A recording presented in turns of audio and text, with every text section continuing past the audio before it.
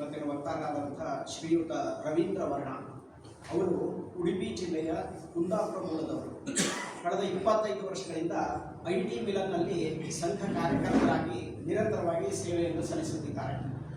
ತಂತ್ರಜ್ಞಾನ ಕ್ಷೇತ್ರದ ವೃತ್ತಿಪರ ಸಾಧನೆಯೊಂದಿಗೆ ಸಾಮಾಜಿಕ ಹಾಗೂ ಸಂಘಟನಾ ಚಟುವಟಿಕೆಗಳಲ್ಲಿ ಸಕ್ರಿಯವಾಗಿ ತೊಡಗಿಸಿಕೊಂಡಿರುವ ಅವರು ಸೇವೆ, ಶಿಸ್ತು ಮತ್ತು ನಾಯಕತ್ವದ ಮೌಲ್ಯಗಳನ್ನು ತಮ್ಮ ಜೀವನದಲ್ಲಿ ಅಳವಡಿಸಿಕೊಂಡಿದ್ದಾರೆ. ಪ್ರಸ್ತುತ ಅವರು ಅಮೆರಿಕಾದ ಅಟ್ಲಾಂಟಾ ನಗರದಲ್ಲಿರುವ ಬ್ರ್ಯಾಂಡ್ಸ್ಕೇಪ್ ವರ್ಲ್ಡ್ಸ್ ಸಂಸ್ಥೆಯಲ್ಲಿ ಮುಖ್ಯ ತಂತ್ರಜ್ಞಾನ ಅಧಿಕಾರಿ ಅಂದರೆ ಚೀಫ್ ಟೆಕ್ನಾಲಜಿ ಆಫೀಸರ್ ಆಗಿ ಕಾರ್ಯನಿರ್ವಹಿಸುತ್ತಾ ಇದ್ದು, ಜಾಗತಿಕ ಮಟ್ಟದ ತಂತ್ರಜ್ಞಾನ ರೂಪಣೆ, ಡಿಜಿಟಲ್ ಪರಿವರ್ತನೆ ಹಾಗೂ ಕೃತಕ ಬುದ್ಧಿಮತ್ತೆ ಮತ್ತು ಅದರ ಆಧಾರಿತ ಪರಿಹಾರಗಳ ನೇತೃತ್ವವನ್ನು ಅವರು ವಹಿಸ್ತಾ ಇದ್ದಾರೆ. ಅವರಿಗೆ America, Canada, Hong Kong, Ireland, Malaysia ಸೇರಿದಂತೆ ವಿವಿಧ ದೇಶಗಳಲ್ಲಿ ಕಾರ್ಯನಿರ್ವಹಿಸಿದ ವಿಶಾಲ ಅಂತಾರಾಷ್ಟ್ರೀಯ ಅನುಭವವಿದೆ. Dell, Adobe, GE, Target Technology Services ಮತ್ತು ವಿಪ್ರೋ ಮುಂತಾದ ಪ್ರತಿಷ್ಠಿತ ಕಂಪನಿಗಳಲ್ಲಿ, ಬಹುರಾಷ್ಟ್ರೀಯ ಕಂಪನಿಗಳಲ್ಲಿ ಇವರು ಮಹತ್ವದ ನಾಯಕತ್ವದ ಜವಾಬ್ದಾರಿಗಳನ್ನು ಯಶಸ್ವಿಯಾಗಿ ನಿಭಾಯಿಸಿದ್ದಾರೆ. ಕೃತಕ ಬುದ್ಧಿಮತ್ತೆ ಕ್ಷೇತ್ರದಲ್ಲಿ ಅವರ ವಿಶಿಷ್ಟ ಸಾಧನೆ, ಉದ್ಯಮಕ್ಕೆ ನೀಡಿರುವ ಪ್ರಭಾವಶಾಲಿ ಕೊಡುಗೆ ಹಾಗೂ ಭವಿಷ್ಯ ನಿರ್ದೇಶಕ ನಾಯಕತ್ವಕ್ಕಾಗಿ ಕಾರ್ಪೊರೇಟ್ ಟ್ರೆಂಡ್ಸ್ ಸಂಸ್ಥೆಯಿಂದ 2025ರಲ್ಲಿ ಭಾರತದ ಅತ್ಯಂತ ಪ್ರೇರಣಾದಾಯಕ AI ನಾಯಕ ಟಾಪ್ 1 ಎಂಬಂಥ ಒಂದು ಗೌರವ ಪ್ರಶಸ್ತಿಗೆ ಪಾತ್ರರಾಗಿದ್ದಾರೆ.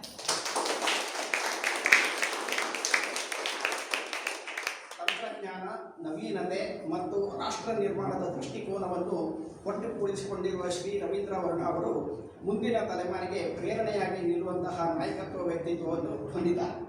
ಇವರಿಗೆ ನಮ್ಮ ಮಂಥನ ಕಾರ್ಯಕ್ರಮಕ್ಕೆ ಸ್ವಾಗತವನ್ನು ಕೊಡ್ತಾ, ಇವತ್ತಿನ ಕಾಲಘಟ್ಟದಲ್ಲಿ ಅತಿ ಚರ್ಚಿತವಾಗುತ್ತಿರುವಂತಹ AI ಬಗ್ಗೆ ಇವತ್ತು ವಿಷಯವನ್ನು ಪ್ರಸ್ತುತಪಡಿಸ್ತಾರೆ. ಸುಮಾರು ಒಂದು 40-45 ನಿಮಿಷಗಳ ಕಾಲ ಅವರು ವಿಷಯ ಮಾಡ್ತಾರೆ. ನಮಗೆಲ್ಲ ಗೊತ್ತಿದೆ, ಈಗ 4-5 ದಿವಸದಿಂದ ನಮ್ಮ ದೇಶದೊಳಗೇನೆ ಒಂದು ಸಮಿತಿ ನಡೀತು. ಇಡೀ ವಿಶ್ವದ 70-75 ದೇಶದಿಂದ ನಾಯಕರು ಬಂದು ಅದರೊಳಗೆ ಭಾಗವಹಿಸಿದರು. ಇವತ್ತಿನ ನಮ್ಮ ಕಾರ್ಯಕ್ರಮದೊಳಗೆ CV ಶೆಣೈ ಅವರು HR ಮತ್ತು ಲಾ ಕ್ಷೇತ್ರದಲ್ಲಿ ಸಾಕಷ್ಟು ಕೆಲಸ ಮಾಡಿ ಅನುಭವಿರುವಂಥವರು. ಅವರು ನಮ್ಮ ದಾಸರಳ್ಳಿ ಭಾಗದ ಈ ಮಂಥನ ವ್ಯವಸ್ಥೆಯ ನಾಯಕತ್ವವನ್ನು ವಹಿಸಿಕೊಂಡು ಕಳೆದ 103ನೇ ನಿಬಂಧ ಸಂಚಿಕೆಯನ್ನು ನಾವು ಇದು ಮಾಡ್ತಾ ಇದ್ದೇವೆ. ಅವರಿಗೂ ಸ್ವಾಗತವನ್ನು ಹೇಳ್ತಾ ಇದ್ದೇವೆ.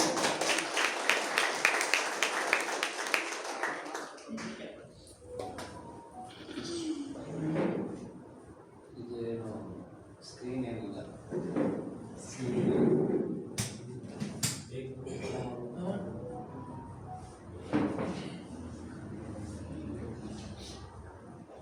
ಮೊದಲನೇದಾಗಿ ಒಳ್ಳೆ ಸಂಖ್ಯೆ ಸೇರಿದ್ದೀರಿ. ಎಲ್ಲ ಚಿಕ್ಕ ವಯಸ್ಸಿನವರು ಇದ್ದಾರೆ, ಮಧ್ಯ ವಯಸ್ಸಿನವರು ಇದ್ದೀರಿ, ಹಿರಿಯರು ಇದ್ದಾರೆ. ಸೊ ಸಾಮಾನ್ಯವಾಗಿ ಇಂಥ ವಿಷಯದ ಬಗ್ಗೆ ಮಂಡನೆ ಮಾಡುವಾಗ ನಾವು ಕೆಲವು ಮಾಹಿತಿಗಳನ್ನು ಕ್ರೋಢೀಕರಣ ಅಂದರೆ ಒಂದು ರೆಪಾಸಿಟರಿಯಲ್ಲಿ ಹಾಕಿ ಅದನ್ನು ತೋರಿಸ್ತಾ ಇದ್ದೇವೆ.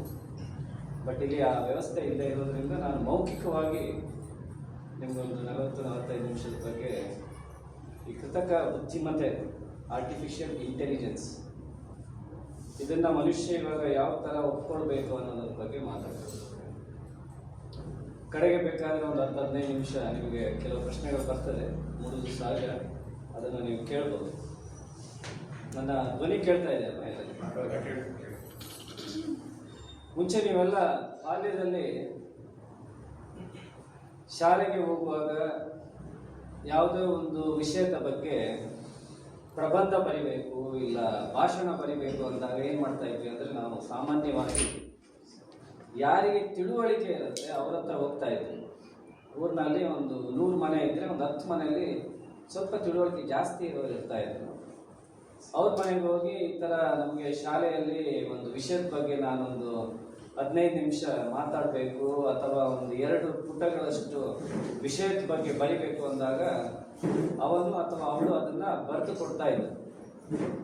ಅವರಿಗೆ ಎಲ್ಲಿತ್ತು ಆ ಬುದ್ಧಿಮತ್ತೆ, ಆ ಇಂಟೆಲಿಜೆನ್ಸ್ ಅಂದರೆ, ಅವರು ಸಾಮಾನ್ಯವಾಗಿ ನಮಗಿಂತ ಜಾಸ್ತಿ ಪುಸ್ತಕಗಳನ್ನು ಓದ್ತಾ ಇದ್ರು.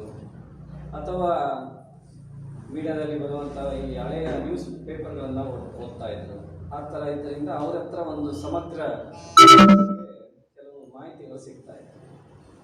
ಕ್ರಮೇಣ ಆ ಥರದಿಂದ ನಾವು ಹೊರಗಡೆ ಬಂದು ತಂತ್ರಜ್ಞಾನದ ಮೂಲಕ ನಮಗೆ ದೂರದರ್ಶನ ಅನ್ನುವಂಥ ಒಂದು ಹೊಸ ಒಂದು ಸೃಷ್ಟಿಯಾಯಿತು. ಆ ದೂರದರ್ಶನದಲ್ಲಿ ಏನು ಮಾಡ್ತಾ ಇದ್ವಿ, ನಾವೆಲ್ಲ ಈ ನ್ಯೂಸ್ ಮಾಹಿತಿಗಳನ್ನು ಹೇಳೋದಾಗ ಕೇಳ್ತಾ ಇದ್ವಿ. ಓಕೆ, ಇವತ್ತು ಭಾರತದಲ್ಲಿ ಈ ರಾಜ್ಯದಲ್ಲಿ ಈ ಥರ ಆಗಿತ್ತು ಅನ್ನೋದನ್ನು ಮಾಹಿತಿಗಳನ್ನು ನಾವು ಅಲ್ಲಿಂದ ಕ್ರೋಢೀಕರಣ ಮಾಡಿಕೊಂಡು ಅದು ನಮಗೆ ಒಂದು ಜ್ಞಾನ ಕೋಶವಾಗಿ ಸಿಗ್ತಾ ಇತ್ತು.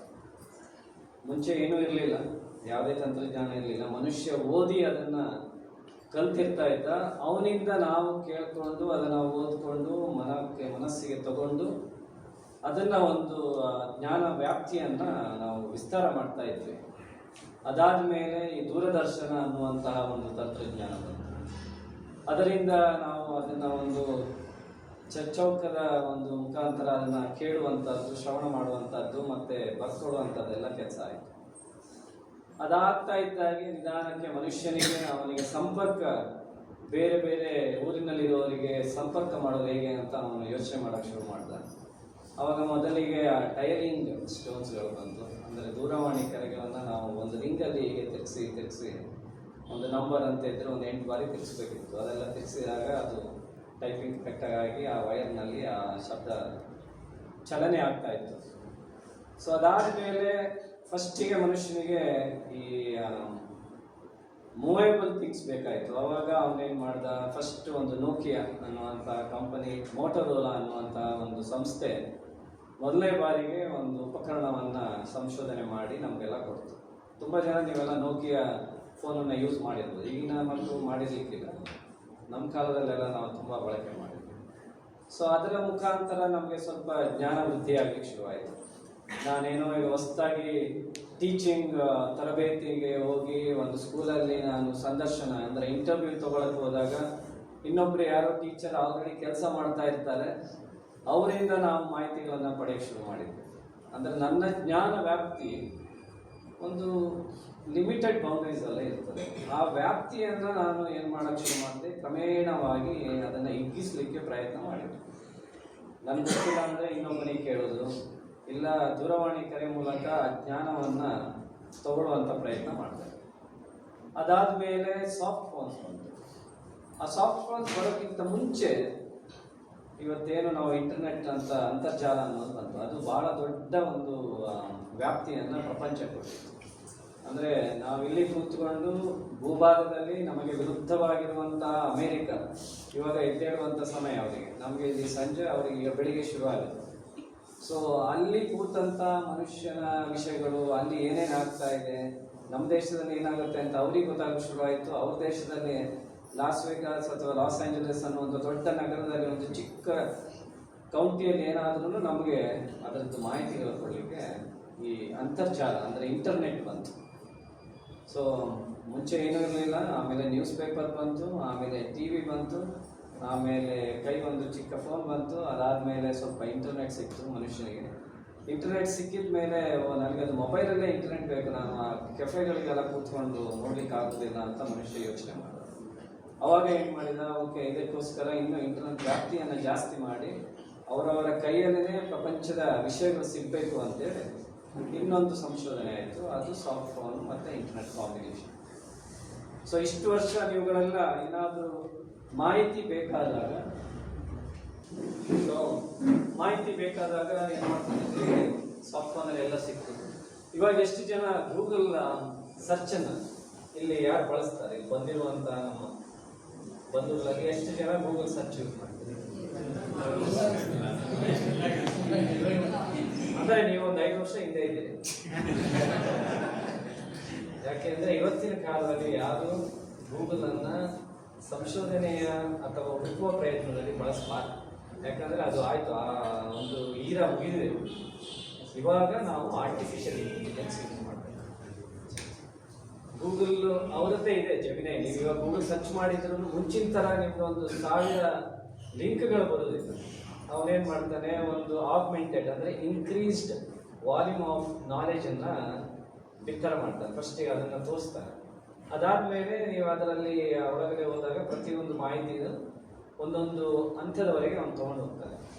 ಸೊ ಇನ್ಮೇಲೆ ಯಾರು ಗೂಗಲ್ ಸರ್ಚ್ ಯೂಸ್ ಮಾಡ್ತಾರೆ, ನಾವೇನು ಯೂಸ್ ಮಾಡಬೇಕು ಅಂದರೆ ಆರ್ಟಿಫಿಷಿಯಲ್ ಇಂಟೆಲಿಜೆನ್ಸ್.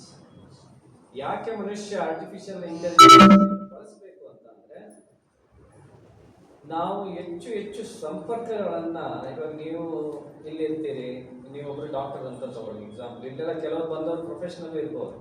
ಪ್ರತಿಯೊಂದು ರಂಗದಲ್ಲಿಯೂ ಮನುಷ್ಯ ಕೃತಕ ಬುದ್ಧಿಮತ್ತೆಯನ್ನ ಅದನ್ನ ಯೂಸ್ ಮಾಡಲೇಬೇಕು, ಬಳಸಲೇಬೇಕು. ಯಾಕೆ ಅಂದ್ರೆ ಇವತ್ತು ಒಬ್ಬ ವೈದ್ಯ, ನೀವು ಗೊತ್ತಿರ್ಬೋದು, ಬೇರೆ ದೇಶಗಳಲ್ಲಿ ನಿಮಗೆ ಒಂದು ಆಪರೇಷನ್ ಅಥವಾ ಒಂದು ಚಿಕಿತ್ಸೆ ಆಗಬೇಕಾದ್ರೆ ನೀವೊಂದು 6 ತಿಂಗಳು ಕಾಯಬೇಕು. ನಮ್ಮಲ್ಲಿ ಭಾರತದಲ್ಲಿ ನಮ್ಮ ದೇಶ ವೈಶಿಷ್ಟ್ಯವಾದಂತಹ ದೇಶ. ನಾವು ಆರ್ಟಿಫಿಷಿಯಲ್ ಇಂಟೆಲಿಜೆನ್ಸ್ ಬೈ ಬರ್ತೆ ಬಂದಿರ್ತದೆ. ಯಾಕಂದ್ರೆ ನಮ್ಮ ಯೋಚನಾ ಶಕ್ತಿಯೇ ಬೇರೆ. ನಾವು ಅಲ್ಲಿ ಒಂದು ಕಷ್ಟ ಇದೆ ಅಂದರೆ ಅದಕ್ಕೆ ಇನ್ನೊಂದು ಉಪಾಯವನ್ನು ಹುಡುಕುವಂಥ ಪ್ರಯತ್ನ ಮೊದಲನೇ ದಿನದಿಂದ ಮಾಡ್ತೀವಿ. ಒಬ್ಬ ವೈದ್ಯ ಇವತ್ತು 100 ಜನರನ್ನ ಅವನು ನೋಡ್ಲಿಕ್ಕೆ ಆಗೋದಿಲ್ಲ, ಅವನು ಅಥವಾ ಅವನು.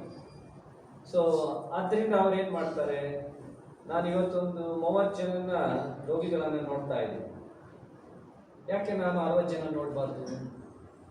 ಆ 60 ಜನ ನಾನು ಹೇಗೆ ನೋಡ್ಬೋದು ಅನ್ನೋದಕ್ಕೆ ನಾನೊಬ್ಬ ಹೆಲ್ಪರ್ ಇಟ್ಕೋಬೇಕು. ಆ ಹೆಲ್ಪರ್ ಹೆಸರೇ ಆರ್ಟಿಫಿಷಿಯಲ್ ಇಂಟೆಲಿಜೆನ್ಸ್. ಇವಾಗ ನೀವು ಎಲ್ಲ ಕೆಲಸಕ್ಕೂ ಒಬ್ಬ ಹೆಲ್ಪರ್ ಇಟ್ಕೊಂಡಿರ್ತೀವಿ ಅಲ್ವಾ? ಲೋಯೆಸ್ಟ್ ಕೆಳಮಟ್ಟದ ಒಂದು ಕಾಮಗಾರಿ ಕೆಲಸ ಮಾಡೋರ ಹತ್ರನೂ ಒಬ್ಬ ಹೆಲ್ಪರ್ ಇದ್ದೇ ಇರ್ತಾನೆ. ಅದೇ ತರ intelligence is an copilot. ಅವರು ನಿಮ್ಮ ಜೊತೆ ಸಹಾಯಕರಾಗಿರ್ತಾನೆ. ಆರ್ಟಿಫಿಷಿಯಲ್ ಇಂಟೆಲಿಜೆನ್ಸ್ ನಿಮ್ಮನ್ನ ರೀಪ್ಲೇಸ್ ಮಾಡ್ಲಿಕ್ಕೆ ಆಗಲ್ಲ. ನಿಮ್ಮನ್ನ ಅಲ್ಲಿಂದ ಆ ಜಾಗದಿಂದ ತೆಗೆದು ನಾನು ಮುಟ್ಕೊಳ್ತೀನಿ, ಇವತ್ತಿಗೆ ನಾನೇ ಮಾತಾಡ್ಬೇಕು. ಇದ್ರ ಬದಲು ನಾನು ಇನ್ನೊಬ್ಬ ರೋಬೋಟಿಕ್ಸ್ ತಂದು ಕೂಡಿಸ್ಬೋದು. ಉಳಿಸಿದ್ರು ಅವನಿಗೆ ಅದು ಏನು ಮಾತಾಡ್ಬೇಕಂತ ಹೇಳೋದನ್ನ ನಾನಲ್ಲಿ ಪ್ರೋಗ್ರಾಮ್ ಮಾಡಲೇಬೇಕು. ಅರ್ಥ ಆಯ್ತಲ್ಲ? ಸೊ ಒಬ್ಬ ವೈದ್ಯ 30 ಜನರಿಂದ 60 ಜನರನ್ನ ನೋಡಿದ್ರೆ ಸಮಾಜಕ್ಕೆ ಒಳ್ಳೆಯದಾಗುತ್ತದೆ ಅಲ್ವಾ? ಆದ್ದರಿಂದ ನಮ್ಮ ಭ್ರಾಂತಿ ಇವಾಗ ಕೆಲವು ಜನಗಳಿಗಿದೆ, ಏನು ಈ ಕೃತಕ ಬುದ್ಧಿಮತ್ತೆಯಿಂದ ನನ್ನ ಕೆಲಸ ನಾನು ಕಳ್ಕೊಳ್ತೀನಿ ಅನ್ನೋದು. ಅದನ್ನು ಫಸ್ಟ್ ನಾವು ತೆಗೆದಾಕ್ಬೇಕು. ಮೊನ್ನೆ ಪ್ರಧಾನಮಂತ್ರಿಯವರು ಮೊನ್ನೆ ನಮ್ಮ ಇಡೀ ಪ್ರಪಂಚದ ಒಂದು ದೊಡ್ಡ ಜಾಗತಿಕ ಮಟ್ಟದ ಕೃತಕ ಬುದ್ಧಿಮತ್ತೆ ಒಂದು ಸಮಿಟ್ ಮಾಡಿದ್ರು. ಅವರು ಅವಾಗ ಅಲ್ಲಿ ಒಂದು ಪದವನ್ನ ಬಳಸಿದ್ರು, ಮಾನವ ಅಂತ. ಈ ಕೃತಕ ಬುದ್ಧಿಮತ್ತೆ ಮಾನವ ಅಂತ ಒಂದು ಕಾನ್ಸೆಪ್ಟ್ ಕೊಟ್ಟರು. ಯಾಕೆ ಅಂದ್ರೆ ಇದರಿಂದ ಎಲ್ಲರಿಗೂ ಉಪಯೋಗ ಇದೆ. ಆ ಉಪಯೋಗ ತಗೊಳ್ಳುವ ಆ ಒಂದು ಬುದ್ಧಿ ನಮಗಿರ್ಬೇಕು. ಅದಕ್ಕೆ ನಾವು ತುಂಬಾ ಸುಸ್ವಾಗತ ಮಾಡಬೇಕು. ನಾನು ಹಾಗೆ ಹೇಳಿದಂತೆ ಒಬ್ಬ ವೈದ್ಯ 30 ಜನರಿಂದ 60 ಜನ ರೋಗಿಗಳನ್ನ ಈ ಒಂದು AI ಮುಖಾಂತರ ಅವನು ಅಥವಾ ಅವಳು ನೋಡ್ಬೋದು. ಅದರಿಂದ ಸಮಾಜಕ್ಕೆ ಒಳ್ಳೆಯದಾಗ್ತದೆ. ಅರ್ಥ ಆಯ್ತಲ್ಲ? ಇವಾಗ ಇಲ್ಲಿ ಅಧ್ಯಾಪಕಿಯರು ಯಾರಾದ್ರೂ ಇರ್ಬೋದು. ಸೊ ಪ್ರಪಂಚದಲ್ಲಿ ಇವತ್ತು ಒಂದು 4 ರಿಂದ 5 ದೊಡ್ಡ ಸಂಸ್ಥೆಗಳು ಈ ಲಾರ್ಜ್ ಲ್ಯಾಂಗ್ವೇಜ್ ಮಾಡೆಲ್, ಅಂದ್ರೆ ಮನುಷ್ಯ ಯಾವ ಭಾಷೆಯಲ್ಲಿ ಒಂದು ವಾಕ್ಯಗಳನ್ನ ಕ್ರೋಢೀಕರಣ ಮಾಡಿ ಒಂದು ಪ್ಯಾರಾಗ್ರಾಫ್ ಅಂತೀವಲ್ಲ, ಸಾರಾಂಶ, ಅದನ್ನ ಆ ಮೆಷಿನಿಗೆ ಕೊಟ್ಟಿದ್ರೆ ಆ ಗಣಕಯಂತ್ರ ಏನ್ ಮಾಡ್ತದೆ ಅಂದ್ರೆ, ಮುಂಚೆ ಗೂಗಲ್ ಸರ್ಚ್ ಇವಾಗ ನೀವು ಕೆಲವರು ಯೂಸ್ ಮಾಡಿದಾಗ ನಿಮ್ಗೆ ಒಂದು ಪಾಯಿಂಟ್ ಇಂದ ಪಾಯಿಂಟ್, ಒಂದು ಚುಕ್ಕೆಯಿಂದ ಚುಕ್ಕೆ ಮಾತ್ರ ಮಾಹಿತಿ ಸಿಗ್ತದೆ. ಆದ್ರೆ ಅದು ನಿಮ್ಗೆ ನನಗೆ ಒಂದು ಪವರ್ ಪಾಯಿಂಟ್ ಡೆಕ್ ಇಲ್ಲ ಒಂದು ಎಕ್ಸೆಲ್ ಶೀಟ್ ಅಥವಾ ಒಂದು ವರ್ಡ್ ಡಾಕ್ಯುಮೆಂಟ್ ಅಲ್ಲಿ ಅದನ್ನೆಲ್ಲ ತಂದು ಅದನ್ನ ಚಂದ ಮಾಡಿ ಫಾರ್ಮ್ಯಾಟ್ ಮಾಡಿ ನನಗೆ ಕೊಡು ಅಂದ್ರೆ ಅದು ಕೊಡಲ್ಲ. That's a difference. Artificial intelligence ಏನ್ ಮಾಡ್ತದೆ ಅಂದ್ರೆ, ಅದು ಸಹ ಮೊದಲಿಗೆ ಇಡೀ ಪ್ರಪಂಚದ ಎಲ್ಲೆಲ್ಲಿ ನೀವು ಮಾಹಿತಿ ಇವಾಗ ಕೇಳಿರ್ತೀರಿ, ಕಿಡ್ಜಿ ಅಂತ ಈ ಸಂಸ್ಥೆ ಇದೆ ಅಂತ ತಿಳ್ಕೊಳ್ಳಿ. ಕಿಡ್ಜಿ ಇದರದೊಂದು ಅಡ್ರೆಸ್ ಕೊಡಿ. ಯಾವುದಕ್ಕೆ? ಮೈಕ್ರೋಸಾಫ್ಟ್ ಕೋ ಪೈಲಟ್ ಇರ್ಬೋದು, ಅಥವಾ ಗೂಗಲ್ ಜೆಮಿನೈ ಇರ್ಬೋದು, ಅಥವಾ ಓಪನ್ AI ಚಾಟ್ GPT ಇರ್ಬೋದು, ಕ್ಲೌಡ್ ಇರ್ಬೋದು, ಆಂಥ್ರೋಪಿ ಇರ್ಬೋದು, ನಮ್ಮ ಪರ್ಪ್ಲೆಕ್ಸಿಟಿ ಇರ್ಬೋದು. ಯಾವುದೇ ಒಂದು LLM ಇಂಜಿನ್ಗೆ ನೀವು ಕಿಡ್ಸಿ ಈ ಲೊಕೇಶನ್ ಕೊಟ್ಬಿಟ್ಟು ಇದರೊಂದು ಸಾರಾಂಶ ನಮಗೆ ಪ್ರೆಸೆಂಟೇಷನ್ಗೆ ಕೊಡು ಅಂತ ಹೇಳಿದ್ರೆ ಅದು ಒಂದು 3 ನಿಮಿಷದಲ್ಲಿ ನಿಮಗೆ ಕಂಪ್ಲೀಟ್ ಮಾಹಿತಿ ಕೊಡ್ತೀನಿ. ನಾನಿವ ಈ ಸಂಸ್ಥೆಗೆ ಒಂದು ಅತಿಥಿಯಾಗಿ ಬಂದಿರ್ತೇನೆ ಅಂತ ತಿಳ್ಕೊಳ್ಳಿ, ಇದ್ರದ್ದು ವಾರ್ಷಿಕೋತ್ಸವ ಇಡ್ತಾ ಇದ್ದೀನಿ. ನಾನೊಂದು ಮಾತಾಡ್ಲಿಕ್ಕೆ ಒಂದು 30 ನಿಮಿಷ ರೆಡಿ ಮಾಡ್ಕೋಬೇಕಾದ್ರೆ 1.5 ಗಂಟೆ ಪ್ರಿಪೇರ್ ಆಗಬೇಕು ನಿಮಗೆ. ಇದರದ್ದು ಎಲ್ಲಿದೆ, ಇದು ಯಾವ್ದು, ಇದ್ರದ್ದು ಹಿಸ್ಟ್ರಿ ಏನು, ಇತಿಹಾಸ ಏನು, ಇದನ್ನೆಲ್ಲ ತಗೊಂಡು ಮತ್ತೆ ನಾನು ಇನ್ನೊಂದು PPT ಹಾಕೊಂಡು ಅದನ್ನು ಓದ್ಕೋಬೇಕು. 1.5 ಗಂಟೆ ಕೆಲಸ ಈ ಕೃತಕ ಬುದ್ಧಿಮತ್ತೆ ಅನ್ನುವಂಥ ಒಂದು ಸಹಾಯಕ ಏನು ಮಾಡ್ತಾನೆ ಅಂದರೆ ನನಗೆ 5 ನಿಮಿಷ ಕೊಡ್ತಾನೆ. ಸೊ ನನಗೆ 1.5 ಗಂಟೆ ಉಳಿತಾ. 1.5 ಗಂಟೆಯಲ್ಲಿ ಯಾವ ಕೆಲಸವನ್ನು 5 ನಿಮಿಷ ಕೊಟ್ಟಾಗ ಅದಕ್ಕೆ ನನಗೆ I should say thanks to a ಅಲ್ವಾ. ಸೊ ಇದು ಒಂದು ಎಕ್ಸಾಂಪಲ್. ಇವಾಗ ನಿಮ್ಮಲ್ಲೇ ಯಾರು ಅಧ್ಯಾಪಕರು ಅಥವಾ ಅಧ್ಯಾಪಕಿಯರಿದ್ದಾರೆ ಅಂತ ತಿಳ್ಕೊಂಡು, ಮುಂಚೆ ಎಲ್ಲ ಏನು ಮಾಡ್ತಾ ಇದ್ದು, ಕ್ಲಾಸ್ ತಗೊಳ್ಳೋಕ್ಕಿಂತ ಮುಂಚೆನೆ ಆ ಅಕಾಡೆಮಿಕ್ ಅಂದರೆ ಆ ಒಂದು ವರ್ಷದ ಏನೇನು ಹೇಳಬೇಕು ಅನ್ನೋ ಪಠ್ಯಕ್ರಮದ್ದು ಒಂದು ಚಿಕ್ಕ ಚಿಕ್ಕ ನೋಟ್ಸ್ ಮಾಡ್ಕೊಂಡು ಇರ್ತಾ ಇದ್ರು ಎಲ್ಲ ಅಧ್ಯಾಪಕರು ಅಧ್ಯಾಪಕಿಯರು. ಅವ್ರು ಅದನ್ನಷ್ಟೇ ಹೇಳ್ಕೊಡ್ತಾ ಇದ್ರು.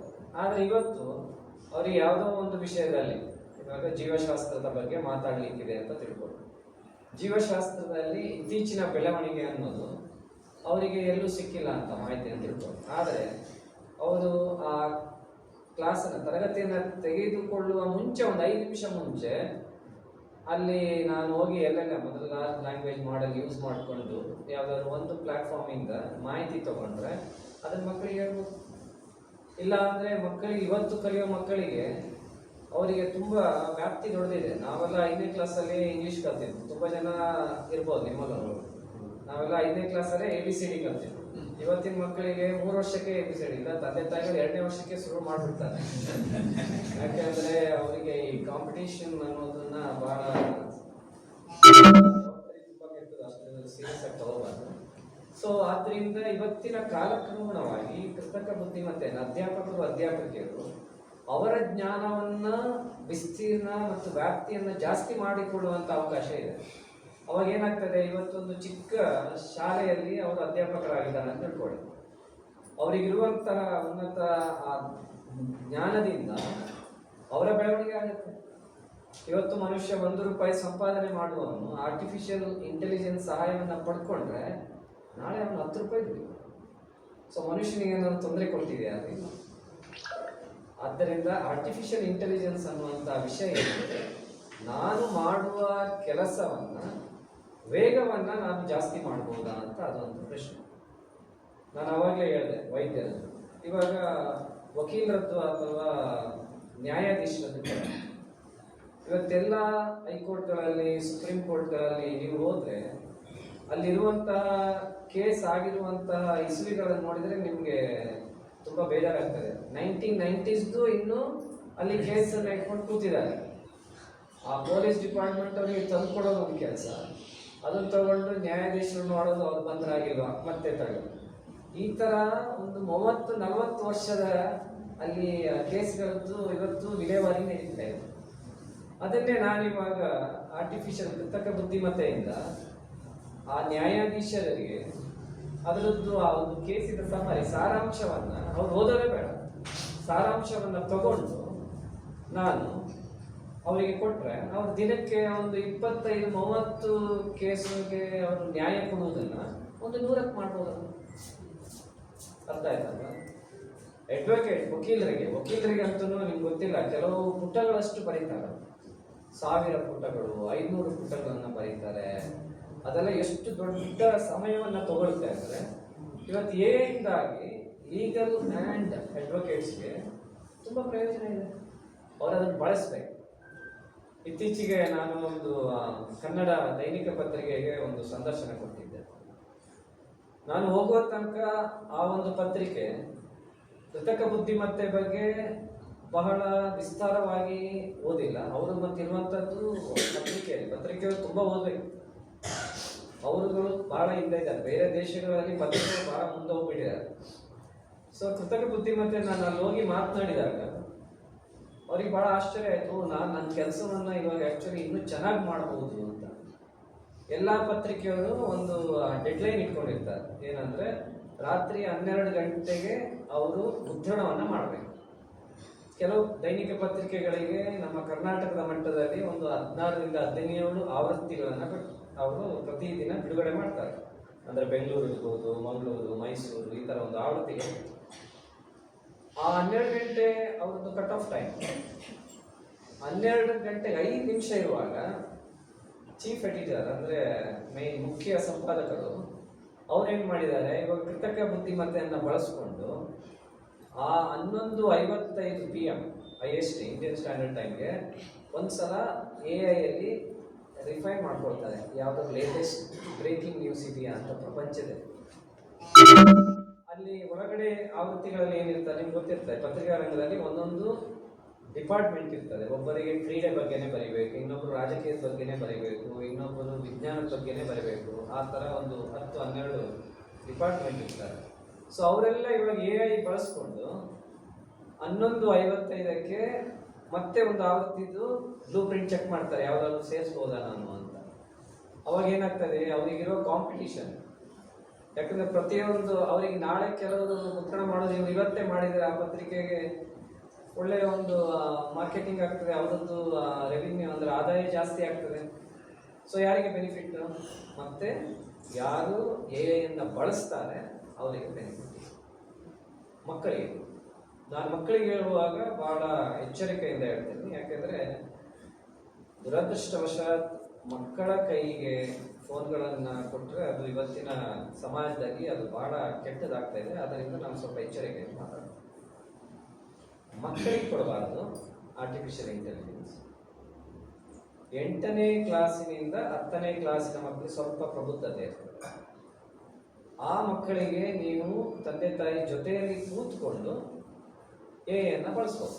ಹೇಗೆ ಅಂದರೆ, ಒಬ್ಬ ಹುಡುಗ ಇರ್ತಾನೆ, ಅವನಿಗೆ ಚಿಕ್ಕ ವಯಸ್ಸಿಂದ ಒಳ್ಳೆ ಡ್ರಾಯಿಂಗ್ ಮಾಡ್ತಾ ಚೆನ್ನಾಗಿ ಕಲೆ ಇರ್ತದೆ. ಆದರೆ 8ನೇ ಕ್ಲಾಸು 9ನೇ ಕ್ಲಾಸಿಗೆ ಬರುವಾಗ ಆ ಮಕ್ಕಳಿಗೆ ತುಂಬ ಒತ್ತಡ ಇರ್ತದೆ. ಆ ಪ್ರಾಜೆಕ್ಟ್ ಮಾಡಬೇಕು, ಈ ಪ್ರಾಜೆಕ್ಟ್ ಮಾಡಬೇಕು. ಆ ಮಕ್ಕಳಿಗಿಂತ ಅವ್ರ ತಂದೆ ತಾಯಿಗೆ ಮತ್ತೆ ಒತ್ತಡ. ಅವ್ರ ಪಾಪ ಇಬ್ಬರು ಏನಾದ್ರು ದುಡ್ಕೊಂಡು ಮನೆಗೆ ಬಂದರೆ ಅವ್ರ ಕತೆ ಭಾಳ ಕಷ್ಟ ಇದೆ ಇವತ್ತಿನ ಕಾಲದಲ್ಲಿ. ಸೊ ಅದನ್ನು ಹೇಗೆ ನಾವು ತಪ್ಪಿಸ್ಬೋದು, AI ನಮಗೆ ಹೇಗೆ ಸಹಾಯ ಮಾಡ್ತದೆ ಅಂದರೆ, ಯಾವುದೇ ಒಂದು ಪ್ರಾಜೆಕ್ಟ್, ಇವಾಗ ನಮ್ಮ ಕರ್ನಾಟಕದಲ್ಲಿನ ಪುರಾತನ ದೇವಸ್ಥಾನಗಳ ಬಗ್ಗೆ ಒಂದು ಪ್ರಾಜೆಕ್ಟ್ ಮಾಡಬೇಕು ಅಂತ ಶಾಲೆಯಲ್ಲಿ ಹೇಳಿದ್ದಾರೆ. ಅವಾಗ ನೀವೇನು ಮಾಡಬೇಕು, ಮಕ್ಕಳ ಜೊತೆ ಕೂತ್ಕೊಂಡು ಅವರಿಗೆ ಅದರಲ್ಲಿ ಸ್ವಾತಂತ್ರ್ಯ ಕೊಡಬಾರ್ದು, ನೀವೇ ಕೂತ್ಕೊಂಡು ಅವ್ರಿಗೆ ಗೊತ್ತಿರ್ತದೆ ಪ್ರಾಂಪ್ಟ್ ಇಂಜಿನಿಯರಿಂಗ್ ಅಂತ. ಪ್ರಾಂಪ್ಟ್ ಅಂದರೆ ನಾನು ಏನು ಬರೀತೀನಿ ಅಂತ, ಆ ಸೆಂಟೆನ್ಸಸ್ ಏನು ನಾನು ಫ್ರೇಮ್ ಮಾಡಿ ಇಂಗ್ಲೀಷಲ್ಲಿ ಬರೀತೀನಿ ಅಲ್ಲ, ಅದಕ್ಕೆ ಪ್ರಾಂಪ್ಟ್ ಅಂತ ಕರೀತಾರೆ AI. ಆ ಪ್ರಾಂಪ್ಟನ್ನು ಅವ್ರು ಬರೀತಾರೆ. ಅವ್ರು ಬರ್ದಾಗ ಏನಾಗುತ್ತೆ, ಅವನು ಆಲ್ರೆಡಿ ಕಲೆಯಲ್ಲಿ, ಚಿತ್ರಕಲೆಯಲ್ಲಿ ತಂದೆ ತಾಯಿಗೆ ಗೊತ್ತಿದೆ, ಅವನು ಸಗದಾಗಿ ಮಾಡ್ತಾನೆ. ಇವಾಗ ಅವನಿಗೆ ಪ್ರಾಜೆಕ್ಟ್ ತುಂಬ ಇರೋದ್ರಿಂದ ಓದಲಿಕ್ಕೆ ಸಮಯ ಇಲ್ಲ, ಆದ್ದರಿಂದ ನಾನು AI ಬಳಸಿ ಅವನಿಗೆ ಸಹಾಯ ಮಾಡ್ಬೋದು ಅಂತ. ಅವಾಗ ನೀವು ಅದನ್ನು ಪ್ರಾಂಪ್ಟಲ್ಲಿ ಕೊಟ್ಟರೆ ಒಂದು ಬ್ಯೂಟಿಫುಲ್, ಭಾಳ ಸುಂದರವಾದಂತಹ ಒಂದು ಚಿತ್ರವನ್ನು AI ಕ್ರಿಯೇಟ್ ಮಾಡಿ ಕೊಡ್ತದೆ. ಅವಾಗ ಮಕ್ಕಳಿಗೆ ಏನಾಗ್ತದೆ, ಸ್ವಲ್ಪ ಓದ್ಕೊಳ್ಳಿಕ್ಕೆ ಸಮಯ ಸಿಗ್ತದೆ. ಇಲ್ಲಾಂದರೆ ನೀವು ತುಂಬ ಒತ್ತಡ ಹೇಳಿದ್ರೆ ಅವರಿಗೆ ನಿದ್ರೆನೇ ಸಿಗಲ್ಲ. ಸೊ ನಮಗೆ ಎಲ್ಲಿ ವ್ಯಾಪ್ತಿ ಕಷ್ಟ ಆದಾಗ ಮಕ್ಕಳ ವಿಷಯದಲ್ಲಿ ನಾವು AI ಬಳಸಬೇಕು. ಅವಾಗ ಏನಾಗ್ತದೆ, ಮನುಷ್ಯ ನನಗಿರೋದು ಎಡಬಲ ಬ್ರೈನ್ ಅಂತ ಇರೋದು, ಅಂದರೆ ಅದರಲ್ಲಿ ಎಡಬಲ ಅಂತೆಲ್ಲ ಇವರೆಲ್ಲ ತುಂಬ ಮಾತಾಡ್ತಾರೆ. ಇರೋದು ಒಂದು ಮೆದುಳು ನಮಗೆ. ಆ ಮೆದುಳಿನಲ್ಲಿ ನನ್ನ ವ್ಯಾಪ್ತಿಗೆ ಒಂದು ನಿರ್ದಿಷ್ಟವಾದ ಬೌಂಡ್ರೀಸ್ ಇರ್ತದೆ ಮನುಷ್ಯನಿಗೆ ಎಲ್ಲರಿಗೂ. ಆ ನಿರ್ದಿಷ್ಟ ಬೌಂಡ್ರಿಯನ್ನು ಬಿಟ್ಟು ಧನಾತ್ಮಕವಾಗಿ ಜಾಸ್ತಿ ಜ್ಞಾನವನ್ನು ಪಡೆದು ನನ್ನ ಕೆಲಸ ಮಾಡಿಕೊಳ್ಳುವಂಥ ಒಂದು ಗುರಿಯನ್ನು ತಂದಿದ್ದು AI. ಅರ್ಥ ಆಯ್ತಲ್ಲ? ಅದರಂತೆ ಇವಾಗ ನಾವು ಪ್ರಾಪರ್ಟಿ ಇರ್ಬೋದು, ರಿಯಲ್ ಎಸ್ಟೇಟ್ಸ್, ಅದು ಒಂದು ದೊಡ್ಡ ಇದು ವ್ಯಾಪಾರ ತುಂಬ ಜನಕ್ಕೆ. ಅವ್ರುಗಳು ಅದನ್ನು ಯಾವ ಥರ ಬಳಸ್ಬೋದು. ಇವಾಗ ಒಬ್ಬರಿಗೆ ತುಂಬ ಸಿವಿಲ್ ಇಂಜಿನಿಯರ್ ಆಗಿರ್ತಾರೆ, ಅವರಿಗೆ ಕೆಲಸ ಇರಲ್ಲ ಅಂತ ತಿಳ್ಕೊಳ್ಳಿ, ಸಿಂಪಲ್. AI ಬಂದ ಮೇಲೂ ನನಗೆ ಕೆಲಸ ಇಲ್ಲ ಅಂದರೆ ಅವನು ಮೂರ್ಖ ಅಂತ ಕರೀಬೋದು. ಭಾಳ ಕಠೋರವಾದ ಶಬ್ದ ಬಳಕೆ ಮಾಡ್ತಾ ಇದ್ದೀನಿ. ಯಾಕೆ ಅಂದರೆ, ಒಂದು ವಿಷಯದ ಬಗ್ಗೆ ನನಗೆ ಚಿಂತನೆ ಮತ್ತು ಓದುವ ಆ ಸಾಮರ್ಥ್ಯ ಇದ್ದು ನನಗೆ ಕೆಲಸ ಇಲ್ಲ ಅಂದರೆ ಅದು ಭಾಳ ಕಷ್ಟ. ಅಂಥವರು ಅಲ್ಲಿ ಮೊನ್ನೆ ಒಂದು 10 ಜನ ಬಂದಿದ್ರಲ್ಲ ಕೆಲಸ ಇಲ್ಲದವರು, ಅವರಿಗೆ ಏನು ಮಾಡಬೇಕು ಅದನ್ನು ಮಾಡಿದ್ದಾರೆ. ಅಂಥವ್ರು ಹಾಗೆ ಇರ್ತಾರೆ. ಅಂಥವ್ರು ಯಾಕೆ ಅಂದರೆ ಅವರು ಯಾವಾಗಲೂ ಋಣಾತ್ಮಕವಾಗಿ ಚಿಂತನೆ ಮಾಡ್ತಾರೆ. ನಾವು ಯಾವಾಗಲೂ ಧನಾತ್ಮಕವಾಗಿ ಚಿಂತನೆ ಮಾಡ್ತೀವಿ. ಆರ್ಟಿಫಿಷಿಯಲ್ ಇಂಟೆಲಿಜೆನ್ಸ್ ಅನ್ನುವಂಥದ್ದು ಪ್ರತಿಯೊಂದು ಉದ್ಯೋಗಸ್ಥನಿಗೂ ಬೇಕು. ಇವಾಗ ಇಲ್ಲಿ ಯಾರಾದರೂ ಬ್ಯಾಂಕ್ ಮ್ಯಾನೇಜರ್ ಇದ್ದರೆ, ಒಬ್ಬ ಬ್ಯಾಂಕ್ ಮ್ಯಾನೇಜರ್ ಅವರಿಗೆ ಒಂದು ಯಾವಾಗಲೂ ಒಂದು ಕಠಿಣವಾದ ಸಮಸ್ಯೆ ಏನಂದರೆ, ಒಂದು ಟಾರ್ಗೆಟ್ ಒಂದು ಕೊಟ್ಟಿರ್ತಾರೆ. ನೀವು ಫಿಕ್ಸೆಡ್ ಡೆಪಾಸಿಟಲ್ಲಿ ಇಷ್ಟು ಕೋಟಿ ಮಾಡಬೇಕು, ನೀವು ಗೃಹ ಸಾಲದಲ್ಲಿ ಇಂತಿಷ್ಟು ಟಾರ್ಗೆಟ್ ಮಾಡಲೇಬೇಕು, ವಾಹನ ಸಾಲಗಳಲ್ಲಿ ಇಂತಿಷ್ಟು ಟಾರ್ಗೆಟ್ ಮಾಡಲೇಬೇಕು ಅಂತ ಅವರಿಗೆ ಒಂದು ಕ್ವಾರ್ಟರ್ಲಿ ಅಥವಾ ತ್ರೈಮಾಸಿಕ ಅಥವಾ ವರ್ಷದ ಇದರಲ್ಲಿ ಒಂದು ಟಾರ್ಗೆಟ್ ಕೊಟ್ಟಿರ್ತಾರೆ. ಅಂಥವರು ಆರ್ಟಿಫಿಷಿಯಲ್ ಇಂಟೆಲಿಜೆನ್ಸ್ ಬಳಸಬೇಕು. ಅದೇನು ಮಾಡ್ತದೆ, ಇವಾಗ ಇಲ್ಲಿ ಯಾವುದೋ ಒಂದು ಹೊಸದಾಗಿ ಒಂದು ವರುಣ್ ಮೋಟಾರ್ಸ್ ಯಾವುದೋ ಒಂದು ಸಂಸ್ಥೆ ಇಲ್ಲಿ ಹೊಸ ದ್ವಿಚಕ್ರ ವಾಹನ ಅಥವಾ 4 ಚಕ್ರ ವಾಹನದ ಒಂದು ಕಂಪನಿ ಓಪನ್ ಮಾಡಿದೆ ಅಂದರೆ ಅವ್ರ ಕೂಡಲೇ ಗೊತ್ತಾಗ್ತದೆ ಅವರಿಗೆ, ನಾನು ಇವಾಗ ಹೋಗಿ ಅವ್ರನ್ನ ಸಂಪರ್ಕ ಮಾಡಿ ಅವರಿಗೆ ಹೇಳ್ತೀನಿ ಏನಂದರೆ ಈಗ ನಿಮ್ಮಲ್ಲಿ ಬರುವಂಥ ಗ್ರಾಹಕರಿಗೆ ನಾನು ಆಕರ್ಷಕವಾದ ಬಡ್ಡಿ ರೂಪದಲ್ಲಿ ಅಲ್ಲಿ ನಿಮಗೆ ವ್ಯಾಪಾರ ಮಾಡಿಕೊಡ್ತೀನಿ ಅಂತ. ಆಯ್ತಲ್ಲ, ಅವ್ರ ವ್ಯಾಪಾರ ಶುರು ಆಯ್ತು. ಅವ್ರು ಫೋನ್ ಮಾಡೋ ಅವಶ್ಯಕತೆ ಇಲ್ಲ, ಅಲ್ಲಿ ಕೊಡ್ತದೆ. ನಿನ್ನ ಸುತ್ತಮುತ್ತಲಿನಲ್ಲಿ ಯಾರ್ಯಾರು ಹೊಸ ವ್ಯಾಪಾರ ಶುರು ಮಾಡ್ತಾ ಇದ್ದಾರೆ, ಯಾವ್ಯಾವ ಹೊಸ ಕಂಪನಿ ಬರ್ತಾ ಇದೆ, ಅದರದ್ದು ಮುಖಂಡರು ಯಾರು ಎಲ್ಲ ಕೊಡ್ತಾರೆ. ನಾವು ಅಲ್ಲಿ ನಮ್ಮ ಬುದ್ಧಿಯನ್ನು ಬಳಸ್ಬೇಕು. ಹಾಗಂತೇಳಿ ಒಬ್ಬ ಲಾಯರ್ ಅಥವಾ ಅಡ್ವೊಕೇಟ್ ನಾನು ಓದದೆ ನಾನು ಅಡ್ವೊಕೇಟ್ ಥರ ಕೆಲಸ ಮಾಡ್ತೀನ, ಒಂದು ಮಟ್ಟಕ್ಕೆ ಮಾಡ್ಬೋದು. ಇಂದ ನಾನೊಂದು ಪೆಟಿಷನ್ ಅಥವಾ ಯಾವುದೇ ಕೇಸ್ ಆ ಡಾಕ್ಯುಮೆಂಟೇಶನ್ ಅವ್ರಿಗಿಂತ ಚೆನ್ನಾಗಿ ಮಾಡ್ಬೋದು. ಇತ್ತೀಚೆಗೆ ನಾನೊಬ್ಬರು ಅಡ್ವೊಕೇಟ್ ಮಾತಾಡ್ತಾ ಇದ್ದೆ, ಅವ್ರು ಯಾರು ಯೂಸ್ ಮಾಡಿರಲಿಲ್ಲ. ಅವಾಗ ನಾನು ಅವ್ರಿಗೆ ಒಂದು ಚಿಕ್ಕ ಸ್ಪರ್ಧೆ ಕೊಟ್ಟೆ, ನೀವು ನನಗೊಂದು ಕೇಸದ್ದು ಸಮ್ಮರಿ ಕೊಡಿ, ನಾನು ಒಂದು ಪೆಟಿಷನ್ನು ಹೈಕೋರ್ಟಿಗೆ ಯಾವ ಫಾರ್ಮೇಟಲ್ಲಿ ಮಾಡಬೇಕು ಕೊಡ್ತೀನಿ, ನೀವು ಒಂದು ನಿಮ್ಮ ಟೆಂಪ್ಲೇಟಿಂದ ತೊಗೊಂಬನ್ನಿ ಅಂತ ಹೇಳಿ. ಇಬ್ಬರು ತೊಗೊಂಬಂದ್ವಿ, ವಾಟ್ಸಪ್ಪಲ್ಲಿ ಎಕ್ಸ್ಚೇಂಜ್ ಮಾಡಿದ್ವಿ. ಮೊದಲನೇ ಬಾರಿಗೆ ನಾನು ಗೆದ್ದೆ, ಯಾಕಂದರೆ ಅವ್ರಿಗಿಂತ ನಾನು ಚೆನ್ನಾಗಿತ್ತು. ಆದರೆ ಎರಡನೇ ಬಾರಿಗೆ ಅವ್ರು ಮಾಡಿದ ಪ್ರಾಂಪ್ಟ್, ಯಾಕಂದರೆ ಅವ್ರಿಗೆ ನಿಜವಾದ ಜ್ಞಾನ ಇತ್ತು. ಅವ್ರಿಗೆ ನಿಜವಾದ ಜ್ಞಾನ ಯಾಕಂದರೆ ಅದು ಎಕ್ಸ್ಪೀರಿಯನ್ಸ್. ಸೊ ಎರಡನೇ ಬಾರಿಗೆ ಅವರು ಮಾಡಿದ ಪ್ರಾಂಪ್ಟ್, ಅವರು ಕೇಳಿದಂತಹ ಪ್ರಶ್ನೆಗೆ ಆರ್ಟಿಫಿಷಿಯಲ್ ಇಂಟೆಲಿಜೆನ್ಸ್ ಅವ್ರಿಗೆ ಭಾಳ ಚೆನ್ನಾಗಿ ಕೊಡ್ತು, ನನಗೆ ಅಷ್ಟು ಚೆನ್ನಾಗಿ ಕೊಡಲಿಲ್ಲ. ಆದ್ದರಿಂದ ಮನುಷ್ಯನನ್ನ ಇಲ್ಲಿ ಬದಲಾವಣೆ ಮಾಡಲಿಕ್ಕೆ ಆಗೋದಿಲ್ಲ ಆರ್ಟಿಫಿಷಿಯಲ್ ಇಂಟೆಲಿಜೆನ್ಸ್, ಆದರೆ ಮನುಷ್ಯನ ಜ್ಞಾನ ವ್ಯಾಪ್ತಿಯನ್ನು ಜಾಸ್ತಿ ಮಾಡ್ತದೆ. ಆದ್ದರಿಂದ ಅವನಿಗೆ ಅಥವಾ ಅವಳಿಗೆ ತುಂಬ ಪ್ರಯೋಜನ ಇದೆ.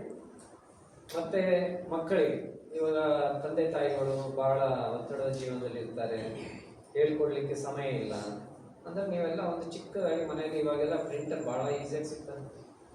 ಶಬ್ದದ್ದು ಎಲ್ಲ ನಿಮಗೆ ಯಾವುದೇ ಥರದ ಮಾಹಿತಿಗಳು ಬೇಕಾದರೂ ಅಲ್ಲಿ ತಗೊಂಡು ಒಂದು ಪ್ರಿಂಟೌಟ್ ತೆಗೆದುಕೊಡಿ. ಮಕ್ಕಳು ಮೊಬೈಲ್ ನೋಡೋದು ಬೇಡ. ಕೃತಕ ಬುದ್ಧಿಮತ್ತೆ ಅನ್ನುವಂಥದ್ದು ಪ್ರತಿಯೊಂದು ಆಯಾಮಗಳಲ್ಲಿ ಈ ದೇಶ, ಅದು ನಮ್ಮದು ದೇಶ ಭಾಳ ದೊಡ್ಡ ದೇಶ, 140 ಕೋಟಿ ಜನ ಇದ್ದಾರೆ. ಅದರಲ್ಲಿ ಕೆಲವು ದೇಶದ ದೊಡ್ಡ ದೊಡ್ಡ ನಾಯಕರೆಲ್ಲ ಇವತ್ತು ಹೇಳ್ತಾ ಇದ್ದಾರೆ, ನಾವೊಂದು 10 ಲಕ್ಷ ಭಾರತದವ್ರು ತಗೊಂಡೋಣ, ಒಂದು 20 ಲಕ್ಷ ಇದ್ರೆ ಯಾರು ಬಂದರೂ ನಮ್ಮ ದೇಶದ ಪರವಾಗಿ ನಿಂತ್ಕೊಳ್ತಾರೆ, ಇವರು ಎಲ್ಲಿ ಅನ್ನ ಸಿಗುತ್ತೆ ಅವರಿಗೆ ಋಣಿಗಳಾಗಿರ್ತಾರೆ ಅನ್ನೋದೆಲ್ಲ ಇದೆ. ಅದೆಲ್ಲ ಮುಂದೆ ಆಗ್ತದೆ. ಮುಂದಿನ ಮಕ್ಕಳು ಇವತ್ತಿನ ಭಾರತದ ಬುದ್ಧಿವಂತ ಅವರು ರೆಡ್ ಕಾರ್ಪೆಟ್ ಹಾಕ್ಸಿ ಅವರೇ ದೇಶಕ್ಕೆ ತಗೊಳ್ತಾರೆ.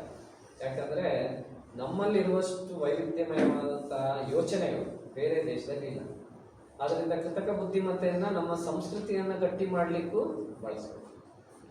ಎಲ್ಲ ಆಯಾಮಗಳನ್ನು ನೋಡಿದ್ವಿ, ವೈದ್ಯಕೀಯರದ್ದು ನೋಡಿದ್ವಿ, ಅಡ್ವೊಕೇಟ್ ನೋಡಿದ್ವಿ, ಟೀಚರ್ಸ್, ಅಧ್ಯಾಪಕಿಯರು, ಆಯ್ತಾ ಇಲ್ಲ.